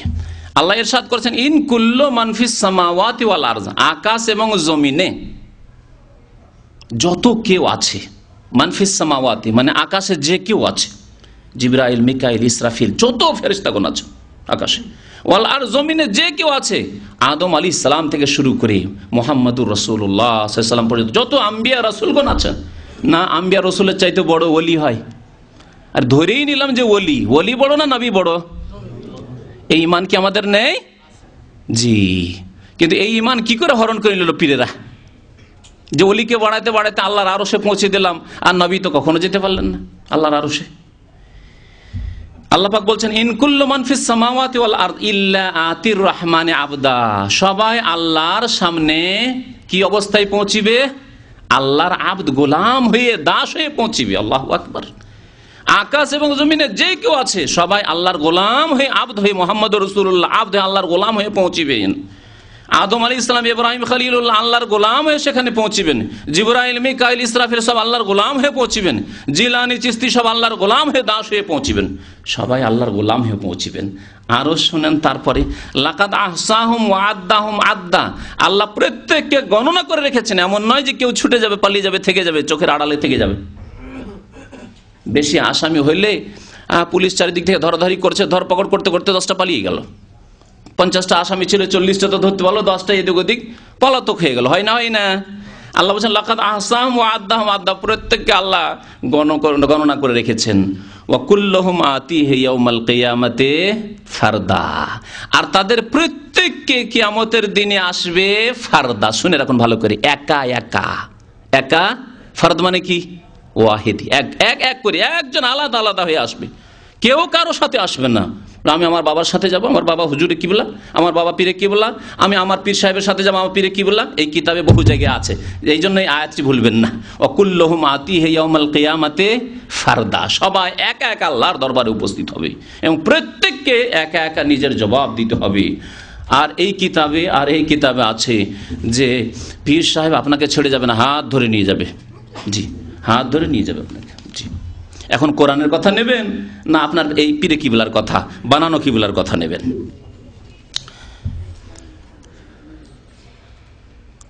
আরো শোনেন, তারপরে বলছেন ওই 26 পৃষ্ঠায়, যদি হাক্কানি পীর পাইয়া তাহার সবক নিয়া থাকেন এবং পীর হইতে মুরিদগণ যে ফয়েজ পায় তাহাও যদি পাইয়া থাকেন, ফয়েজ পেতে হবে পীর থেকে, ফয়েজ ও বরকত যদি পেয়ে থাকেন তাহলে ফয়েজ দেন, আবার ফয়েজ বন্টন করতে পারেন। নবী করিম সাল্লাল্লাহু আলাইহি ওয়াসাল্লাম সাহাবায়ে কেরামকে ফয়েজ বন্টন করেননি? হ্যাঁ, প্রথম খলিফা, দ্বিতীয়, তৃতীয়, চতুর্থ খলিফা 1,24,000 সাহাবা কেরাম ফয়েজ নিয়ে নিয়ে বসে থাকতেন, আর অন্যরা যেত তাবেঈনরা, সাহাবারা, ছোটরা বড়দের কাছে, আর তারা বিতরণ করতেন, তা হইতো না। কিন্তু এরা ফয়েজ বিতরণ করে, এই কিতাবেও আছে ফয়েজ বিতরণের কথা। যে ফায়েজ পাই তাহাও যদি পাইয়া থাকেন, তবে আপনার জন্য অন্য পীরের কাছে মুরিদ হওয়ার দরকার করে না, এক পীরই যথেষ্ট। কারণ ওর কাছ থেকে ফায়েজও পেয়ে গেছেন, আর আপনি ভালো সবকও নিয়ে এনেছেন, মাশাআল্লাহ। ফায়েজ কাহাকে বলে তাহা লিখা হইবে ইনশাআল্লাহ। ফায়েজ যে কাকে বলে এখন তো বুঝতে পারলেন না, এই লিখকই লিখবেন এই কিতাবে, তাই বলছে। আর একটি কেসা শোনাই। এখন শুনলেন কোরআনের কথা যে সবাই একা একা হাজির হবে, আর এই পীর চোরকেও সাথে করে নিয়ে যাবে কিয়ামতে। বলছে আমি কবর থেকে সাথে নিয়েই নিলাম, কবর থেকেই সাথে নিয়ে নিল, একসাথে কবর, বলছে কবর থেকে সাথে নিয়ে নিলাম, একে ছেড়ে আমি যাবো না, আমি একে নিয়ে আমি জান্নাতে ঢুকবো। জি, পীরের কাছে মুরিদ হওয়ার উপকারিতা কি? এই উপকারিতা তিনি বলছেন একটি কিস্সা। জি, আর কিস্সাও লিখেছেন কে, মাশাআল্লাহ, এই উম্মতের যে ডাক্তার, হাকিমুল উম্মত। হাকিম মানে ডাক্তার, আপনারা জানেন তো, হেকিম মানে হেকিমি যে ওষুধ, জড়িবুটির ওষুধ। আগের যুগে, ইংরেজদের যুগে যে ওষুধটি খুব চলতো, এখনো আলিগড় মুসলিম বিশ্ববিদ্যালয় ভারতে একটা হেকিমি সেকশন আছে। MBBS করে যারা এই আপনার ইংরেজি ওষুধে অ্যালোপ্যাথিকের উপর পড়াশোনা করে, আর যারা ওই হেকিমি ডাক্তারি পড়ে তাদেরকে বলে BUMS, ইউনানি মেডিসিনে যারা পড়াশোনা করে তাদেরকে BUMS বলে। আমার এক ক্লাসমেটও BUMS করার পরে মাদ্রাসা ছেড়ে দিয়ে তখন চলে জামিয়া সালাফি থেকে একসাথে ফারিক আমি মদিনা আসলাম। সে যখন মদিনার রাস্তায় আসতে পারলো তখন আলিগড় মুসলিম বিশ্ববিদ্যালয়ে গেল, অ্যাডমিশন নিল। BUMS করার পরে তারপরে MDও করলো বেচারা, আর MD করার পরে জিদ্দায় এসেছিল কিছুদিন, তারপরে আবার থাকতে পারেনি, সেখান থেকে চলে গেছে। তো এই হাকিমুল উম্মাত, হাকিমুল উম্মাত কার উপাধি জানেন তো? আশরাফ আলী থানভী। নাম নেই না, বেয়াদবি হয়ে যাবে। মোহাম্মদুর রাসূলুল্লাহ নাম নিলে অসুবিধা নেই, আবু বকর, ওমর, ওসমান বললে অসুবিধা নেই, বেয়াদবি হয় না। কিন্তু আশরাফ আলী থানভীর নাম নিলে বেয়াদবি হয়ে যাবে, তাই তার নাম দেওয়া হয়েছে হাকিমুল উম্মাহ। এই হাকিমুল উম্মাহ সাহেব কি বলেছেন, একটি কিস্সা বয়ান করেছেন। যে কিস্সাটা আছে, কোন এক দেশে একজন কাফন চোর ছিল, কাফন চোরা। এই কাফন চোরার বড় কেসা শুনিয়েছে। যাই হোক, কাফন চুরি করতে গেছে এক ওলির। আরে চুরি করবি, সাধারণ লোকের চুরি কর। ও পাগল চোর ছিল, জানে না যে কার চুরি করতে গেছে, আল্লাহর ওলির চুরি করতে গেছে।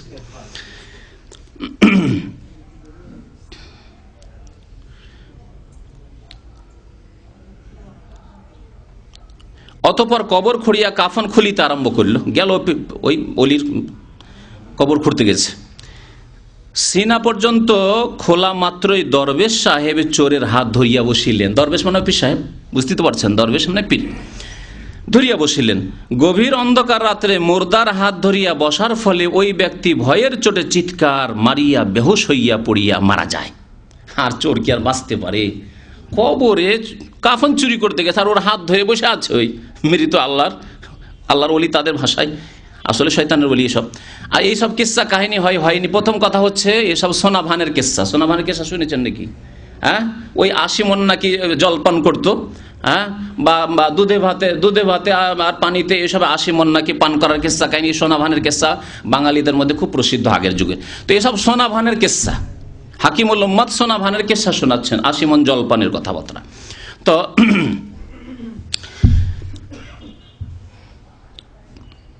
মরি গেল চোর।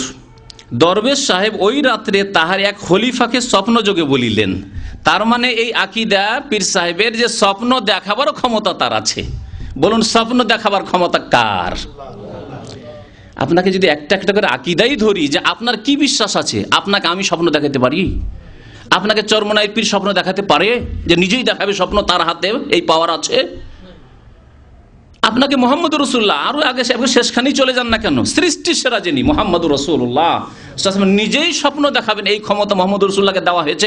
একটি দলিল চাই শুধু, কোরআনের একটি আয়াত অথবা রাসূলুল্লাহ একটি হাদিস, যে মোহাম্মদ সাল্লাল্লাহু আলাইহি ওয়াসাল্লামকে এই ক্ষমতা দেওয়া হয়েছে যে তিনি স্বপ্ন দেখাতে পারেন, এসে ক্ষমতা আছে। আছে কোনো দলিল? মা আনজালাল্লাহু বিহি মিন সুলতান, আয়াত ভুলবেন না। আল্লাহ বলছেন এইরকম কোন প্রমাণ আমি নাজিল করিনি, আমি আল্লাহ। তাহলে এইসব কথা কোত্থেকে আসলো? প্রবৃত্তির অনুসরণ, আরজান, অনুমান ভিত্তিক খেয়াল খুশি কথাবার্তা। স্বপ্ন দেখাচ্ছেন, স্বপ্ন দেখাবার মালিক আল্লাহ। ভালো স্বপ্ন দেখাবার মালিক আল্লাহ, খারাপ স্বপ্ন দেখাবার মালিক আল্লাহ, সবকিছুর মালিক আল্লাহ। খলিফাকে স্বপ্নে বলিলেন যে আমার কবরে শায়িত চোরকে তুমি গোসল দিয়ে আমার পাশে দাফন দাও। মরে গেছে, এমনি রাখলো না, এখন গোসল দিতে বলছে। এই চোরকে গোসল দিয়ে আমার সাথেই দাফন দাও। স্বপ্নের ভিতরে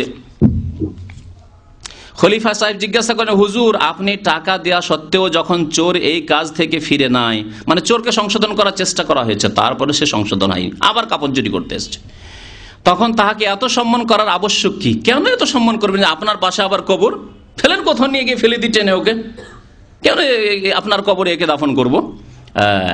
দরবেশ সাহেব বলিলেন, বাবা আমার বড় চিন্তা হইল যে কাফন চোরের হাত আমার হাতের সঙ্গে লাগিয়াছে, এখন কিয়ামতের দিবসে ওকে ছাড়িয়া আমি কেমনে পুলসিরাত পার হইয়া যাইব। দেখলেন, এ হলো হাকিমুল উম্মতের আকিদা, আশরাফ আলী থানভীর আকিদা, এ হচ্ছে ইসহাক সাহেব চরমনাই পীরের আকিদা, এ হলো ফজলুল করিমের আকিদা, জি এ হলো দেওবন্দি আকিদা। নিজের পক্ষ থেকে শোনাচ্ছে না, তার কিতাব থেকে, কিতাবও বলে দিচ্ছি আপনাদেরকে, ভেদে মারিফাত ইয়াদে খোদা। আয়াত শুনলেন, কুল্লুহুম আতিহা ইয়াউমাল কিয়ামাতে ফারদা, কিয়ামতের মাঠে প্রত্যেকে একা একা হাজির হবে। আল্লাহু আকবার। আল্লাহ বলছেন যে ফারদা, একা একা হাজির হইতে হবে, আর বলছে যে আমি ছেড়ে যাব না, পুলিশেরা তো সাথে নিয়ে যাব, কবর থেকে সাথে নিয়ে নিল।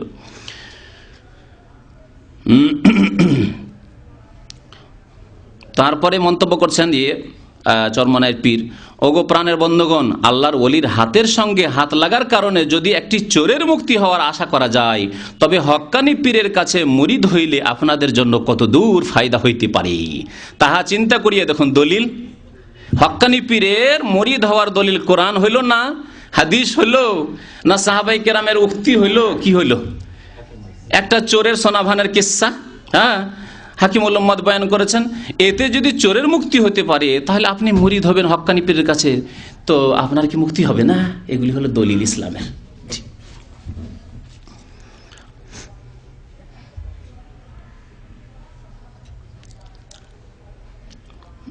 এই কিতাবে আর একটি বিষয় আমি এর আগে অনেকবারই প্রশ্ন উত্তরে বলেছি, এই ইশক, আশেক মাসুক, আল্লাহকে মাসুক বলা, আর যে পীর অথবা যে মুরিদ হয়েছে সে হচ্ছে আশেক, আল্লাহর আশেক।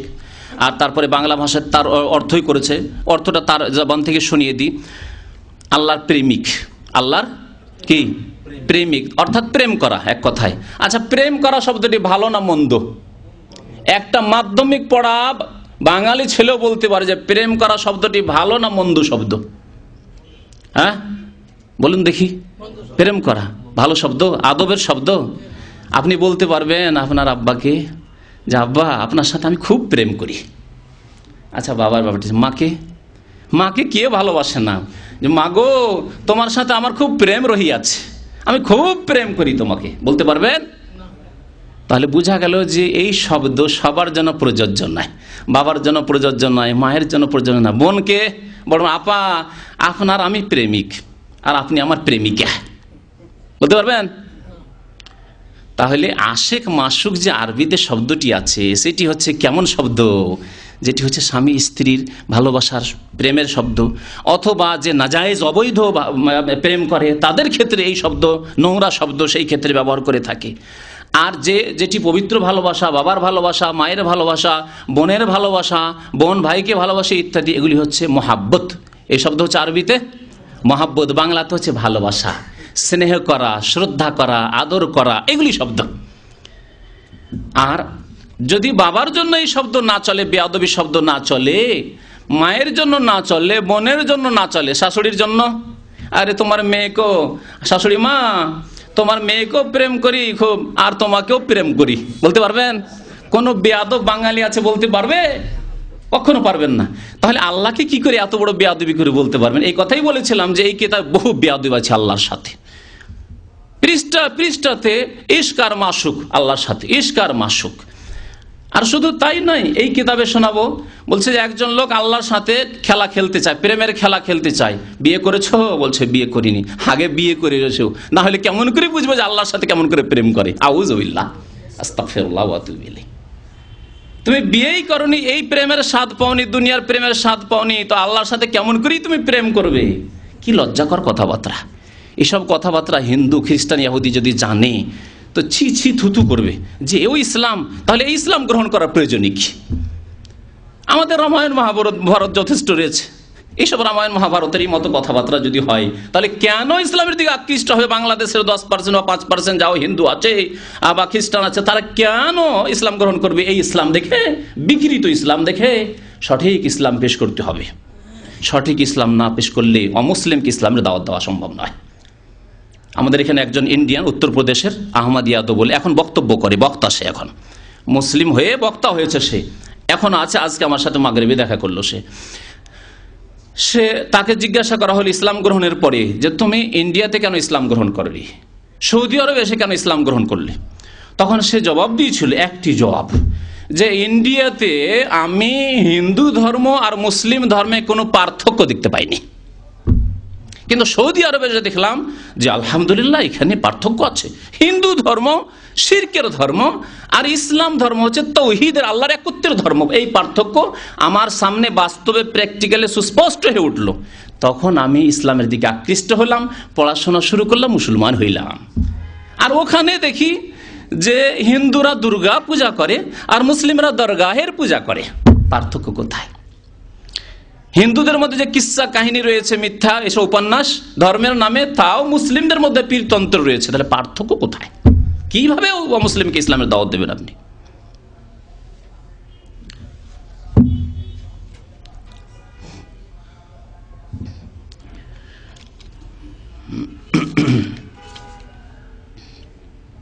শোনেন তাহলে আল্লাহ সম্পর্কে এই বেয়াদবি শব্দগুলি দু একটি শোনাই। নামাজে বা ওয়াজের মাহফিলে অথবা জিকিরের অবস্থায় চিখ মারতে দেখেন অথবা হাত পা আছড়াইতে দেখেন, তবে নিশ্চয় মনে করিবেন যে তাহার রূহ মাসুকের সঙ্গে প্রেমের খেলা খেলিতেছে। মাসুকের সঙ্গে প্রেমের খেলা খেলিতেছে। মাসুক কাকে বলল? আল্লাহকে। আল্লাহর সাথে প্রেমের খেলা খেলিতেছে। কত বেয়াদবি কথাবার্তা। জি, আমাদের দেশে এক শ্রেণী জাহেল, ওই যেন আশেক ইলাহি, মদিনা ইউনিভার্সিটিতে এক বিদাতি ছেলে পড়ার জন্য এসেছিল, সম্ভবত চিটাগাং দিক থেকে। তো বংশগত বিদাতি, ওর নাম হচ্ছে আশেক ইলাহি। সবাই তাকে নিয়ে ঠাট্টা মজাক করতো, কারণ আরবরা জানে যে আশেক ইলাহি, এই সাজা আশেক ইলাহি, আমি তুমি ইশক করো, প্রেম করো আল্লাহর সাথে, এ কেমন কথাবার্তা? আরে জায়েজ প্রেম করলে স্ত্রীর সাথে প্রেম করো, আর হারাম প্রেম যারা করছে, লিভ টুগেদার যারা করছে, তারা হারাম প্রেম করছে। আর ইয়ে প্রেম কোথায়? বাবা মায়ের সাথে, বোনের সাথে যখন চলে না, তো আল্লাহর সাথে আশেক ইলাহি, আশেক ইলাহি, সবাই এর নাম নিয়ে ঠাট্টা মজাক করতো। আরবরা জাহিল হইলেও সে জানে, সহি আকীদা জানে, আকীদার ক্ষেত্রে তাদের ভুল নেই। পাপ করলেও, ফাসিকি কাজ করলেও মাশাআল্লাহ তাদের এই আকীদা একবার স্পষ্ট। আপনি আশেক ইলাহি বললেই একটা 12 বছর 14 বছর চাই সাজা আশেক ইলাহি। তারপরে আরেকটু কথা বলি, কোরআনে কারিমে আল্লাহর মহব্বতের কথা বহু জায়গায় রয়েছে। ইন কুনতুম তুহিব্বুন আল্লাহ, তোমরা যদি আল্লাহর সাথে মহব্বত করো, ভালোবাসার কথা রয়েছে, মহব্বত শব্দ রয়েছে। তাদের অসুবিধা কি যে মহব্বত বলতো, এই প্রেমে কেন পড়লো তারা? জি, আর এই রহস্যের কারণে পীরের মৃত্যু দিবসকে তারা মৃত্যু দিবস বলে না, কি বলে? ওরস। কারণ প্রেম করলেন, নাজায়েজ আজকাল প্রেম, একজনকে বিয়ে করবেন বলে প্রেম করতে করতে করতে দেশে গেলেন, তারপরে বিয়ে করলেন। এতদিন দেখা শেখাত হয়নি, শুধু টেলিফোনে প্রেম চলছে, চিঠি পত্রালাপেই শুধু প্রেম চলছে। আর তারপরে বিয়ে শাদী হইলো, তারপরে দেখা হচ্ছে না, লোকজন একটু সমাগম কমবে, তাহলে রাত্রে গিয়ে দেখা সাক্ষাৎ হবে। ওই যে রাত্রে দেখা হইলো, ওটা হচ্ছে ইয়াউমুল ওরস, বিবাহ শাদীর দিন। পীরেরা আল্লাহর সাথে নাকি এই প্রেম করতে থাকে, এই বেয়াদবি করতে থাকে, দেখা হয় না, মানে মরণ হয় না। যেদিন মরণ হইলো, আল্লাহর সাথে এখন প্রেমের খেলা খেলতে শুরু করলো কি সাক্ষাতে। আউযুবিল্লাহ। এর সাথে তুলনা করা হয়েছে, জি, বাসর রাতের সাথে তুলনা করা হয়েছে পীরকে আল্লাহর সাথে। তারপরে মৃত্যুর দিন তারা আল্লাহর সাথে বাসর করে। আউযুবিল্লাহ। এইসব খুরাফাত এবং শিরকি কুফরিয়া বেয়াদবি আকীদা থেকে আল্লাহ পানাহ তার মুসলিম উম্মতকে।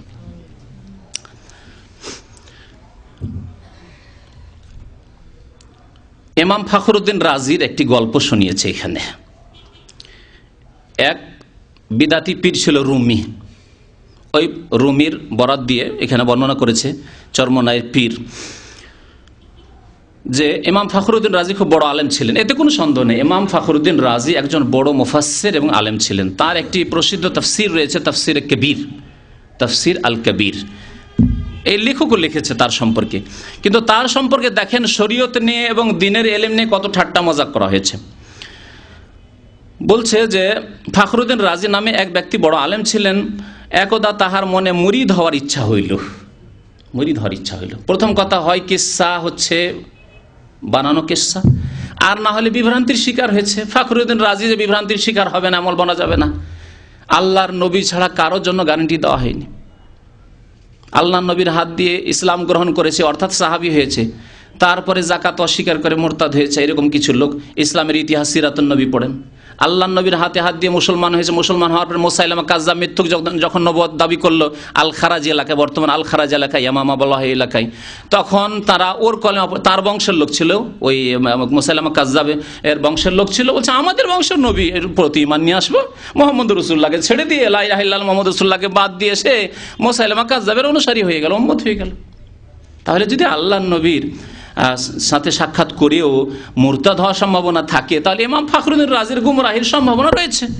ইমাম ফখরুদ্দিন রাজির সম্পর্কে দেখেন কি মজার কথা বলছেন।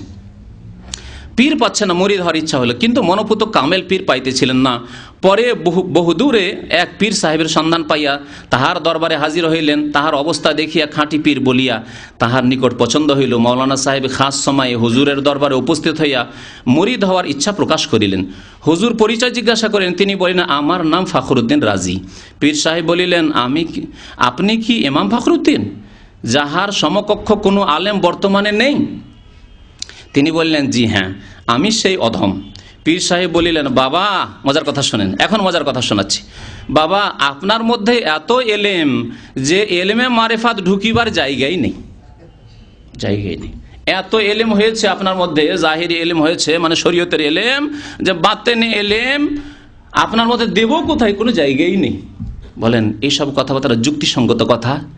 সায়েন্স টেকনোলজির যুগে যুক্তিসঙ্গত কথা যে এলেম শিখতে শিখতে শিখতে মগজ ভর্তি হয়ে গেছে অথবা হৃদয় ভর্তি হয়ে গেছে আর এলেম ঢুকবে না, এরকম ব্যাপার স্যাপার আছে নাকি? অনেক সায়েন্স পড়া ছাত্র আছেন এখানে, অনেক ভালো ভালো এখানে ডিগ্রিওয়ালা লোক আছেন আমাদের। বলুন দেখি, কত অযৌক্তিক অবাস্তব কথাবার্তা। ইসলাম কি এরকম অবাস্তব নাকি যে আপনার এত এলেম হয়ে গেছে, এলেম এখন কমাইতে হবে, হ্যাঁ আনলোড করতে হবে, এখন ওভারলোড হয়ে গেছে, না হইলে গেলেন আপনি, না হলে আপনাকে এই বাতিন ইলম দেওয়া যাবে না। আচ্ছা, এখানে আরেকটি মজার কথা তার সাথে সাথে শুনিয়ে দিই। এখানে এক এলিম ছিল ফখরুদ্দিন রাজির কাছে, তাই না? দিনের এলিম, শরীয়তের এলিম। আর কোন এলিম দেবে? বলছে এলমে মারেফাত ঢুকাইবে। তাহলে একটি কথা এখানে স্পষ্ট হয়, এদের আকীদা থেকে এদের কাছে এলিম দুই প্রকার, আর তা আপনারা শুনেছেন তাদের থেকে।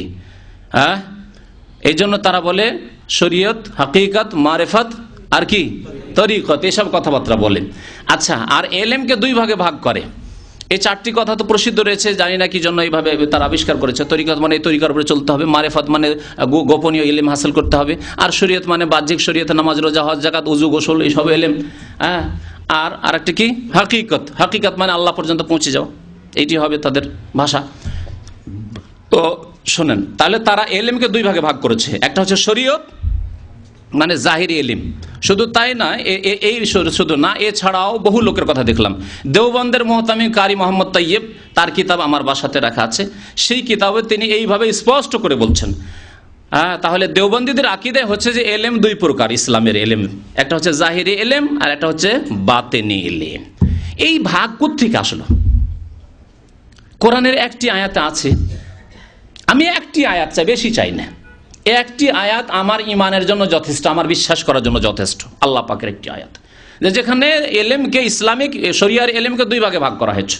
একটা হচ্ছে শরীয়ত, বাহ্যিক, নামাজ, রোজা, হজ, যাকাত ইত্যাদি, উজু, গোসল, আর আরেকটা হচ্ছে মারিফাত মানে ভিতরের এলেম, যেগুলি সাধারণ মানুষ জানে না, যেগুলি পীর ছাড়া জানা যায় না।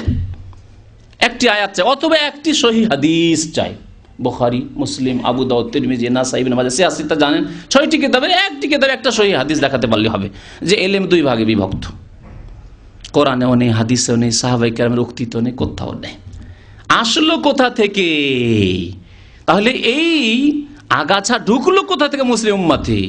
মুসলিম উম্মাকে বিষাক্ত করলো কি করে? এই বিষ কোত্থেকে ঢুকলো? শুনে রাখুন ভালো করে। মুসলিম জাতিকে গোমরাহ করার জন্য আব্দুল্লাহ বিন সাবা ইহুদি ছিল, এমন দেশের ইহুদি ছিল, সে ইসলাম গ্রহণ করলো ধ্বংস করার জন্য মুসলিমদেরকে, মুসলিম জাতিতে ফাটল ধরাবার জন্য। তারপরে বিভিন্ন দেশে দূরে দূরে, মক্কা মদিনায় আসে না, কারণ মক্কা মদিনায় আসলে সাহাবায়ে কেরামের সংখ্যা বেশি রয়েছে, তাবেঈন জ্ঞানী লোকেরা রয়েছে, এখানে তো গোমরাহ করতে পারবো না, চলে গেল আপনার সামদেশ থেকে তাড়িয়ে দেওয়া হলো। সেখানে মুআবিয়া রাদিয়াল্লাহু তাআলা ছিলেন, আর সেখানে অনেক সাহাবায়ে কেরামরা পৌঁছে গেছিলেন। সুতরাং সেখানে কোনো তাল পেল না, চলে গেল মিশরে, গুমরা, ইরাকে, এসব দেশে গিয়ে গুমরা করলো লোকজনকে, নতুন নতুন কথাবার্তা। তার মধ্যে একটি কথা যে আলী রাদিয়াল্লাহু তাআলা আনহুকে আল্লাহ বিশেষ ইলম দান করেছেন, আর আলী রাদিয়াল্লাহু তাআলাকে আল্লাহ তার উলুহিয়াতে, প্রভুত্বে ভাগ দিয়েছেন, অর্থাৎ আলী হচ্ছে ইলাহ।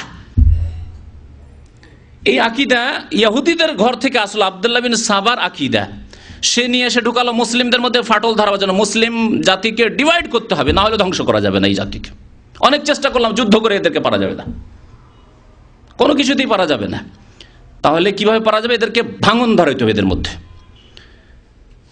কিছু লোককে পয়দা করলো যারা বলতে লাগলো যে আলী এলাহ, আলী মাবুদ, উপাস্য, প্রভুত্বের অনেক গুণ রয়েছে তার মধ্যে, তিনি দিতে পারেন, তিনি নিতে পারেন, এবং তার কাছে বিশেষ এলেম রয়েছে বাতেনি, যে আবু বকরও জানে না, উমরও জানে না, উসমানও জানে না, কেউ জানে না, সাহাবারা কেউ জানে না। বুঝতে পেরেছেন? এই এলেম ওদের থেকে আসলো, যারা গ্রহণ করলো তারা বর্তমানে বিভিন্ন দেশে রয়েছে, যাদের বিভিন্ন দল, তারাও বিভিন্ন দলে বিভক্ত হয়েছে। তাদের মধ্যে যারা একেবারে আপনার বাতেনি আকীদা বিশ্বাসী, অর্থাৎ প্রত্যেকটি ইসলামের পরিভাষা যা রয়েছে, যেমন সালাত, যাকাত, হজ, সওম, প্রত্যেকটির বাহ্যিক ব্যাখ্যা না। বলছে সওম মানে এই রোজা পালন নয়, সালাত মানে এই নামাজ পড়া নয়, যাকাত মানে এই যাকাত নয়, এই যে যাকাত দিচ্ছে শতকরা 2.5%, এই সব নয়। এই ফিরকাটিকে বলা হয় বাতেনি ফিরকা। এই ফিরকাকে কি বলা হয়? এরা আসলে পরিচিত শিয়া বলে, শুনে রাখুন ভালো করে, এরা পরিচিত শিয়া বলে। কিন্তু শিয়াদের মধ্যে বিভিন্ন গ্রুপে ভাগ হয়েছে তারা। তার মধ্যে ইরানি জাতি, এরা ইসনা আশারিয়া, 12টি ইমাম নিষ্পাপ মাসুম, এতে বিশ্বাসী। আর আরেকটি দল বাতেনি বলে পরিচিত তারা। আর বাতেনিদের মধ্যে আবার কয়েক ভাগ হয়েছে। যেমন আমি বলেছি যে ভারত উপমহাদেশে যারা বর্তমানে নিজেদেরকে হানাফি বলে, তারা 5 ভাগে বিভক্ত হয়েছে, তেমনি এই বাতেনিরা কয়েক ভাবে বিভক্ত হয়েছে। তার মধ্যে কয়েকটির নাম বলছি আপনাদেরকে, যারা বাতেনি, অর্থাৎ শরীয়তের বাতিন রয়েছে, গোপনীয় রহস্য রয়েছে, গোপনীয় অর্থ রয়েছে, যে গভীরতাতে না গেলে ওগুলো জানবে না। যারা নামাজ পড়ে তারা নামাজই পড়ে, জাহিরটাই জানে, ভিতরের যে সালাতের অর্থ হচ্ছে জানেই না। যাকাত শতকরা 2.5 টাকা দেয়, শুধু বাহ্যিকটা জানে, আসল যে অর্থ সেটা জানেই না। ওরা এই যাকাতে বিশ্বাসী নয়, এই হজে বিশ্বাসী নয়, এই রোজাতে সিয়ামে বিশ্বাসী নয়, এই নামাজেও বিশ্বাসী নয় তারা। তাদের একটি দলের নাম শুনে রাখুন। এই দলগুলি ইন্ডিয়া, পাকিস্তানে রয়েছে, জি, বাংলাদেশেও কিছু রয়েছে, আর কিছু আরব দেশে রয়েছে, আর বিশেষ করে ইউরোপ পশ্চিমা দেশগুলিতে রয়েছে, ব্রিটেনে, ফ্রান্সে এরা রয়েছে। এদের দাওয়াত সেখানে খুব সক্রিয়ভাবে কাজ করছে মুসলিমদের মধ্যে, কারণ সেখানকার মুসলিমরা যেহেতু ইসলাম সম্পর্কে শেখার বড় কোনো ইসলামী প্রতিষ্ঠান নেই, তাদেরকে গুমরা করার জন্য বড় সুযোগ রয়েছে। তো এদের নেতারা বেশিরভাগ ওই পশ্চিমা দেশগুলিতে, ব্রিটেন, ফ্রান্সে বাস করে। তাদের একটি দলের নাম আগা খানি। শিক্ষিত লোকেরা অনেকে নাম শুনেছেন, অনেকে লিখে না অমুক আগা খানি ও আগা খানি, এই বাতেনি, তাদের বাতেনি ব্যাখ্যা রয়েছে ইসলামের। আর একটি নাম হচ্ছে বোহরা, যা পাকিস্তান করাচিতে সবচেয়ে বেশি বাস করে, আর ইন্ডিয়ার বোম্বাই সবচেয়ে বেশি বাস করে। যাদের পুরুষদের স্পেশাল টুপির আর পাঞ্জাবি দেখে বোঝা যায়, আর মহিলাদের বোরকাও আলাদা, তা দেখলেও বোঝা যায়। হারামে, মক্কা, মদিনাতে হজ মৌসুমে বা অন্য উমরার মৌসুমে দেখতে পাবেন বোহরা এরা। আচ্ছা, বোহরারা আর আগাখানিরা, এরা তাদের যে বর্তমান যে কোনো যুগের যে ইমাম হবে তাদের নিষ্পাপ, তাকে সেজদা করে, তাকে যদি সামনে না পায় তাহলে তার ছবি রেখে সেজদা করে। এবং আমার ওস্তাদ মদিনা ইউনিভার্সিটি তিনি বলেছিলেন যে এই বোহরারা, তারা প্রত্যেক দোকানে এবং প্রত্যেক রুমে তাদের ইমামের সুলতানের ছবি থাকবে, মানে যিনি নিষ্পাপ ইমাম, তাদের মাসুম ইমাম, আর তাকে তারা সেজদা করে। দোকান যেমনই খুলবে তেমনি হিন্দুদের মতো, হিন্দুরা যেমন পূজা পাঠ করে দোকান খুলে, তেমনই তারা করবে। এটি আমি পরীক্ষা করার জন্য একবার কলকাতা গেলাম। কলকাতা গিয়ে দেখলাম একটা বোহরার দোকান। বললাম এই সুযোগই সুযোগ, দোকানে কিছু কেনাকাটার বাহানায় কেনবো না, একটু ঘোরাঘুরি করবো, দেখি তো ভিতর দিয়ে গিয়ে আছে। ঢুকতে মাত্রই ভিতরে দেখি ওই যে যেমন ওয়াল রয়েছে, ওয়ালে ওই সুলতানের ছবি, তাদের ইমাম মাসুমের ছবি, আর তার পূজা করে তারা বোহরা। তারপরে শাম দেশে, সিরিয়া দেশে, জি, রয়েছে নোসাইরি। আর একটি দল রয়েছে দুরুজ। এরা হলো সব বাতেনি। এদের কাছে ইসলামের বাতেনি গোপনীয় ব্যাখ্যা রয়েছে, যা সাধারণ লোক জানে না। তারপরে যারা এই 12 ফিরকা, আপনার ইসনা আশারিয়া 12 ইমামে বিশ্বাসী, যারা শিয়া রাফেজি, তাদের কাছেও তাদের কথা শুনেন। তাদের কথা হচ্ছে যে কোরআনে কারিমে যা আছে তা তো জাহিরি সবাই জানে, কিন্তু 10 পারা গোপনীয় আছে তাদের এক শ্রেণীর লোকদের বিশ্বাস। এবং তাদের কিছু লোকের বিশ্বাস 10 পারা না হইলেও কিছু আয়াত আছে যেগুলোকে মাইনাস করে দিয়েছে উসমান রাদিয়াল্লাহু তাআলা আনহু, নাকি সরিয়ে দিয়েছে, যেগুলোতে আলীর অনেক বৈশিষ্ট্যের কথা ছিল। আলীর খেলাফতের কথা ছিল, তো প্রথম খলিফা তিনি হবেন, তারপরে আলীর মধ্যে প্রভুত্বের ক্ষমতা রয়েছে, আর তারপরে ইত্যাদি ইত্যাদি, তারপরে ইসলামের অনেক গোপনীয় ব্যাখ্যা রয়েছে, এগুলি কথা ছিল, সব সেগুলিকে সরিয়ে দিয়েছে কোরআন থেকে। কোরআন তাদের কাছে সুরক্ষিত নয়, এই আকীদা তাদের রয়েছে। জি, এই হচ্ছে বাতিনি ফিরকা। বাতিনি ফিরকা, এই বাতিনি ফিরকাদের থেকে সুফিবাদ কিছু নিল, শুধু হিন্দু ধর্ম থেকে নেয়নি, আর ইসলামের লেবাস পরায়নি। এরা নিয়েছে ওই বাতিনি আব্দুল্লাহ বিন সাবা ইহুদির আকীদা, যে শরীয়ত হচ্ছে বাহ্যিক, যা নামাজ রোজা মাসলা মাসালি ইত্যাদি এগুলি আলেম ওলামারা জানে, আর বাতিনি যে গোপনীয় যে ব্যাখ্যা রয়েছে ইসলামের, তা বিশেষ বিশেষ ব্যক্তিরা অর্থাৎ পীরে কামেলরাই জানে। এই জন্যই দেখা যায়, আমি সাজরানামা, তার সাজরানামা, আমাদের এই চরমনাইর পীর সাহেবের সাজরানামার কথা আপনাদেরকে শোনাবো।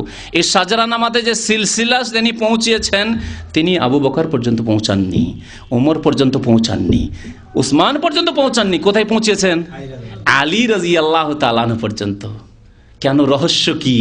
ওই যে আব্দুল্লাহ বিন সাবার কাছ থেকে ওই যে শিক্ষানো হয়েছে, বাতেনি শিক্ষা, আর পীরতন্ত্রের শিক্ষা ও বাতেনি শিক্ষা। জি, যার ফলে সাজারা যখন আসবে তখন আবার আরেকটু কিছু শোনাবো। আচ্ছা, ফখরুদ্দিন সাহেব বললেন, ইমাম ফখরুদ্দিন, যে হুজুর তবে আমার উপায় কি? আমার এত এলিম হয়ে গেছে, আপনি দিতেই পারবেন না, আর মারিফতি এলিম, তার কি করব? হুজুর জবাব দিলেন, বাবা, পীর জবাব দিচ্ছে, এক কাজ করুন, 1 বছর যাবত কিতাব দেখা বন্ধ করিয়ে দেন। 1 বছর যাবত কোরআন হাদিস পড়া, কিতাব দেখা বন্ধ করিয়ে দেন। বলুন, এটি কোনো খাঁটি মুসলিম বলতে পারে যে কোরআন হাদিস পড়ায় আপনার মহা মুশকিল হয়ে গেছে, আল্লাহ পর্যন্ত পৌঁছাতে বাধা, সুতরাং আপনি 1 বছর স্টপ করে দেন? আমার মতো লোক 1 বছর যদি কোরআন হাদিস ছেড়ে কোম্পানিতে চাকরি করতে লাগে, তো আমার এলিম কতটা কমবে আপনি চিন্তা করেছেন? মদিনা ইউনিভার্সিটি থেকে পাশ করা হয়ে গেল প্রায় 14-15 বছর। যদি তখন থেকে যদি অন্য লাইনে চাকরি করতে লাগলাম, অনেক বেতনের অফার, কোম্পানিগুলিতে চাকরি করলে আরবি, যেহেতু আমরা জানি কয়েকটি ভাষা, অনেক বেতন পাওয়া যাবে, ইসলামী সেটা ইসলামী প্রতিষ্ঠান ছেড়ে দিয়ে যদি সেখানে যেতাম, তো আজ জিরোতে চলে আসতাম, যা পড়েছিলাম তা শেষ হয়ে যেত। জি, কি শিক্ষা দেওয়া হচ্ছে তাহলে? যে শরীয়ত শিখিও না, এ হচ্ছে আল্লাহকে পাওয়াতে বড় বাধা। জি, তাহাতে যতটুকু জায়গা খালি হইবে, ওইখানে কিছু এলিমা মারিফাত রাখিতে চেষ্টা করিব, তখন ওখানে মারিফত দেব তোমাকে। অথবা মাওলানা সাহেব জঙ্গলের ভিতরে গিয়া কয়েকটি পুরাতন মসজিদে বসিয়া কাগজ কলম লইয়া লিখিতে আরম্ভ করিলেন, জঙ্গলে চলে গেলেন। বলুন, জঙ্গলে যাওয়া ইসলামে আছে নাকি? জুমার দিনে বলেছি, লা রহবানিয়াতা ফিল ইসলাম। নবী করিম সাল্লাল্লাহু আলাইহি সাল্লাম বলেছেন, ইসলামে বৈরাগ্যবাদ নেই, ইসলামে সন্ন্যাসী হওয়া নেই, বনে জঙ্গলে গিয়ে ইবাদত করা, উপাসনা করা ইসলামে নেই, হারাম। আল্লাহ কোরআনে সূরা হাদীদে বলছেন রহবানিয়াতান, কোরআনের আয়াত শুনে রাখুন। এখানে তো কোরআন আর হাদিস পাবেন না, শুনুন আমার কাছে কোরআন এবং হাদিস, এবং শিখতে অভ্যাস করুন। রহবানিয়াতান ইবতাদাউহা, তারা এই বৈরাগ্যবাদকে তারা আবিষ্কার করেছে, আল্লাহ বলছেন আবিষ্কার করেছে তারা। জি, আল্লাহর দিনে বৈরাগ্যবাদ নেই। 10 দিনের ইতিকাফ মাত্র আছে, তাতেও আপনি কোরআন হাদিসের চর্চা করেন, পড়াশোনা করেন, কোরআন তেলাওয়াত করেন, তাতে ইবাদত হচ্ছে, এলেম হচ্ছে আপনার। তার মধ্যে ইসলামিক আলোচনার সুযোগ হলে ইতিকাফ করছেন, ইসলামিক বক্তব্য রাখেন মসজিদে বসে বসেই, মসজিদের বাইরে গিয়ে নয়, যাতে করে কোরআন হাদিসের হয় চর্চা হতে থাকে। শোনেন, তারপরে অথবা মাওলানা সাহেব জঙ্গলের ভিতরে গিয়ে কয়েকটি পুরাতন মসজিদ এসব করতে লাগলেন, কাগজ নিয়ে লিখালিখি করতে লাগলেন, ওটাও পছন্দ হলো না পীর সাহেবের। 1 বছর পরে পীর সাহেবের দরবারে হাজির হইয়া তিনি বলিলেন, আপনার আদেশ অনুযায়ী কোনো কিতাব দেখি নাই। 1 বছর কোনো কিতাব দেখে নাই, কিভাবে গুমরাহ করছে তাহলে? হুজুর বলিলেন, তবে এত দীর্ঘদিন কি করিয়াছেন? বলিলেন, হুজুর কিছু লিখিয়াছি, কিছু লিখিয়াছি। হুজুর বললেন, কি লিখিয়াছেন? আমাকে দেখান। হুজুরের কথা মতো সেই লেখা হুজুরের সম্মুখে লওয়া হইলে উহা দেখিয়া তিনি অবাক হইয়া বলেন, বাবা, এত বড় তফসির কিতাব না দেখিয়া লিখিয়াছেন? তফসির কবির লিখে দিয়েছেন তিনি। তফসির লিখেছেন, তাহলে তো কাম খারাপ হয়ে গেছে, তাহলে তো আরো এলেম বেড়ে গেছে। শোনেন, তার ভাষায় শোনেন, আমার ভাষায় না বলে, পীর সাহেবের ভাষায় শোনেন। ইহাতে আপনার এলেম আরো বৃদ্ধি পাইয়াছে, তাই আপনাকে আমি মুরিদ করিতে পারিব না। তাহলে মুরিদ কারা হয়? জ্ঞানী হয় না জাহেল মূর্খ অকাটগুলি হয়? যত বড় জাহেল হবেন তত বড় মুরিদ হইতে পারবেন, বুঝতে পেরেছেন? কারণ যত বড় জাহেল হবেন তত শয়তানের শিকার করতে পারবে, শয়তান তত বেশি পথভ্রষ্ট করতে পারবে। আলেমকে, জ্ঞানীকে শয়তান পথভ্রষ্ট করতে পারে না। এলেম যত কমবে তত বেশি শয়তান সুযোগ নেওয়ার চেষ্টা করবে। বাস্তব কথা কিনা দেখুন, এলেম কমাচ্ছে কারণ শয়তানে গ্রাস করবে, তো তাদের সুযোগ নিতে হবে। এত বড় আলেম ফখরুদ্দিন রাজি, এত বড় মুফাসসির, তাহলে তো এলেম না কমালে শয়তান গ্রাস করতে পারছে নাকি? তাই আপনাকে আমি মুরিদ করিতে পারিব না। আপনাকে আমি দোয়া করি, প্রকাশ থাকে যে মৌলানা সাহেব যে কিতাব লিখেছেন তাহার নাম তফসিরে কবির, যাহার মূল্য এখনো 2-3 হাজার টাকার কমে নাই। যাই হোক, তারপরে কেমন করে তাকে মুরিদ বানাবে শোনেন। সেখান থেকে রওনা হইলেন, সেখান থেকে মৌলানা সাহেব গভীর এলেমের পরিচয়। মৌলানা সাহেব এই কথা শুনিয়া দুঃখিত মন নিয়ে, মানে মুরিদ তো আর হইতে পারলেন না, কাম খারাপ হয়ে গেল, আর কত এলিম কমাবে, এলিম আর কমাতে পারছে না, 1 বছর গেল। রওনা করিলেন এবং চিন্তা করিলেন যে মৃত্যুর সময় যখন শয়তান ঈমান লুটিবার আসিবে তখন পীর ছাড়া উপায় নাই। কি শুনলেন? মৃত্যুর সময় যখন শয়তান ঈমান লুটিবার জন্য আসিবে তখন পীর ছাড়া উপায় নেই।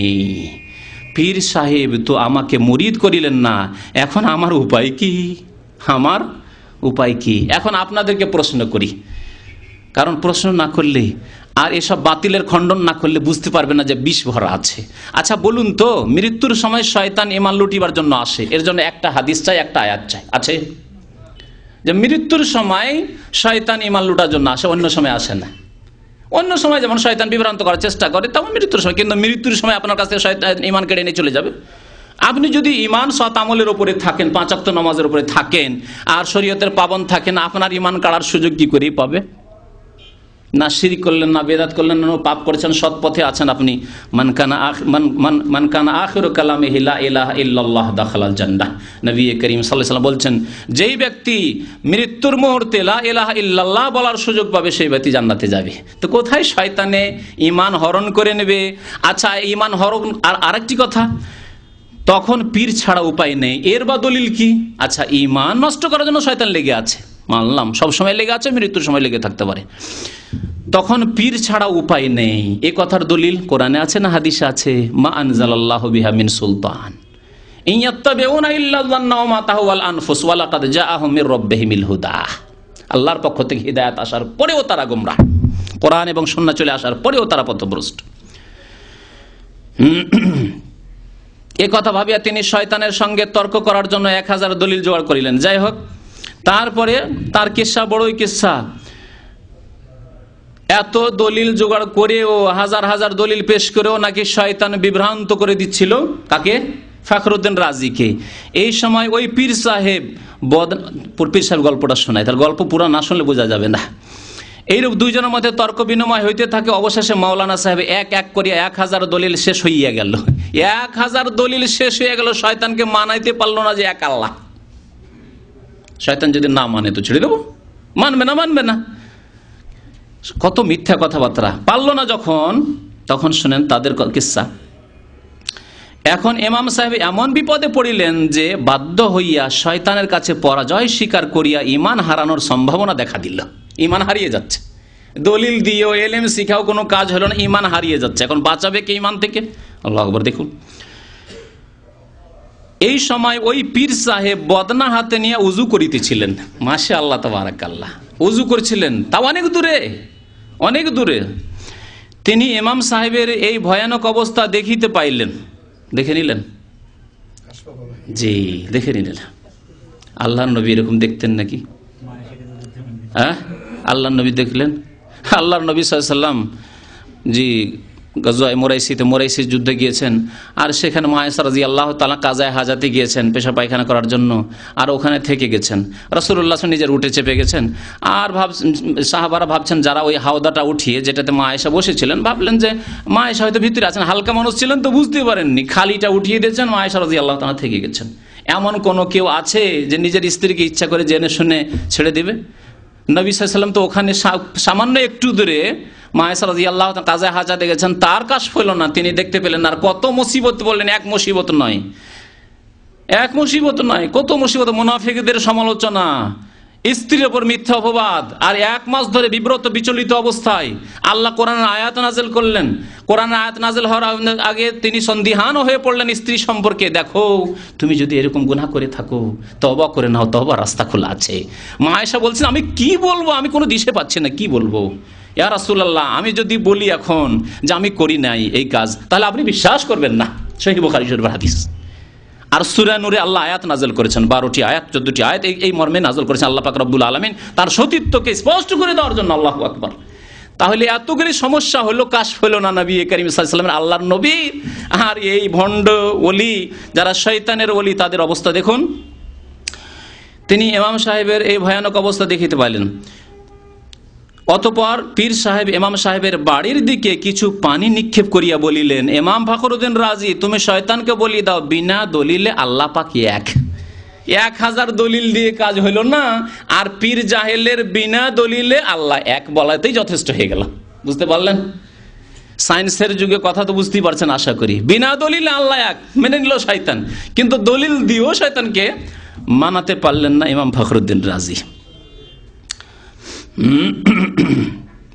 ইমাম ফখরুদ্দিন রাজি, তুমি শয়তানকে বলিয়ে দাও, হইল। তারপরে তিনি এক হইবার জন্য কোনো দলিলের দরকার হয় না, কয়েক মাসের রাস্তা।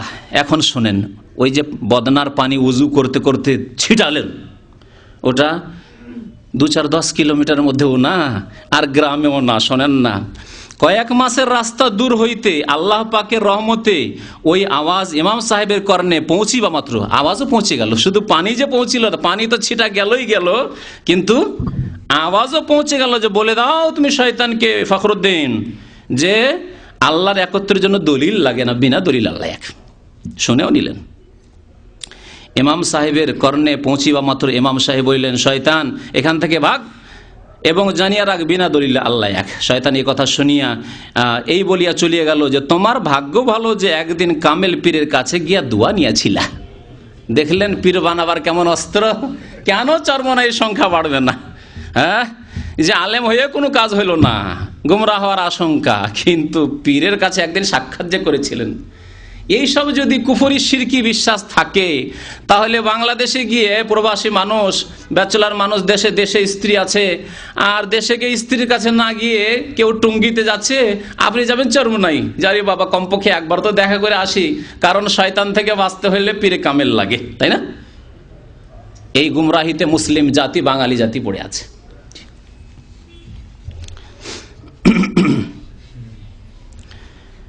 গায়েব অদৃশ্যের কথা আল্লাহ পাক ছাড়া কেউ জানেন। বহু আয়াত রয়েছে, সময় প্রায় শেষ হতে যাচ্ছে, সেজন্য কথা লম্বা করা যাবে না।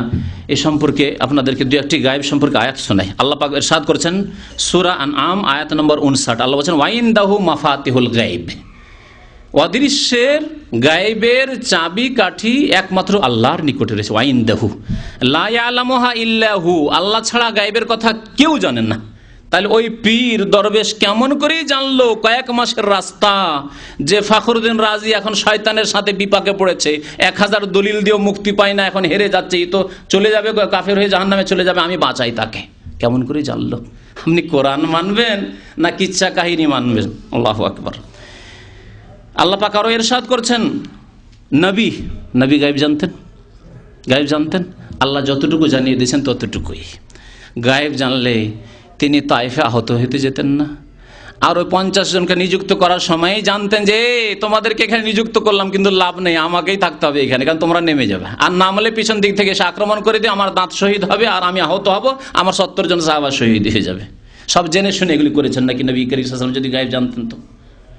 তো নবী গায়েব জানতেন না, আর এই ভণ্ডরা গায়েব জানে। আল্লাহ পাক ইরশাদ করছেন, নবীকে বলতে বলছেন, কুল, হে নবী বলে দেন, লা আমলিকু লিনাফসি নাফআন ওয়ালা দাররান ইল্লা মাশা আল্লাহ, আমি আমার জন্য না লাভের মালিক না ক্ষতির মালিক, আমি নিজের ক্ষতিও করতে পারি না আর নিজের উপকারও করতে পারি না, ইল্লা মাশা আল্লাহ, আল্লাহ না চাইলে।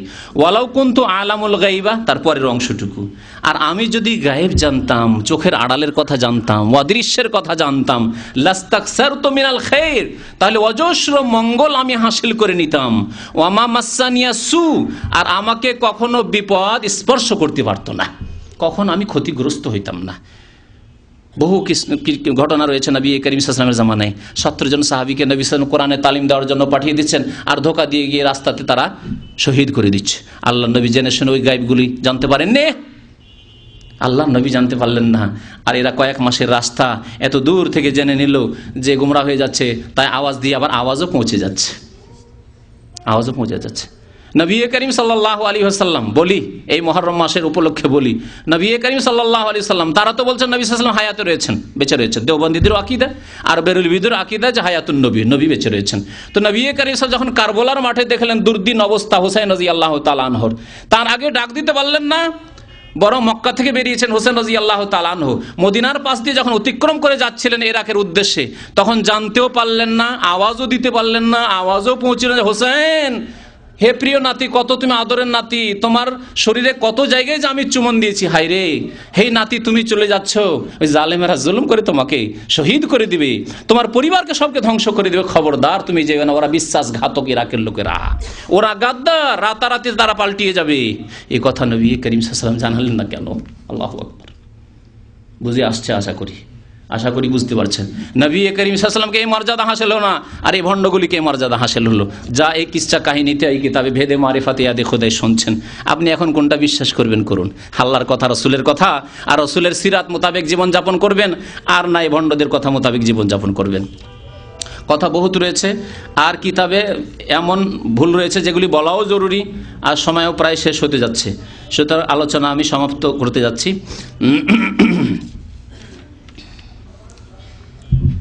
আর একটি কথা তার সাথে বলছে, পীরে কামেল ছাড়া ঈমান নিয়ে যাওয়া কতটুকু সম্ভব? পীর বিহীনে শুধু এলমে জাহের শিক্ষা করিয়া ঈমান নিয়ে যাওয়া যে অসম্ভব, ইহার উপরই মৌলানা রুমি এই মিসাল দিয়া বলিয়াছেন।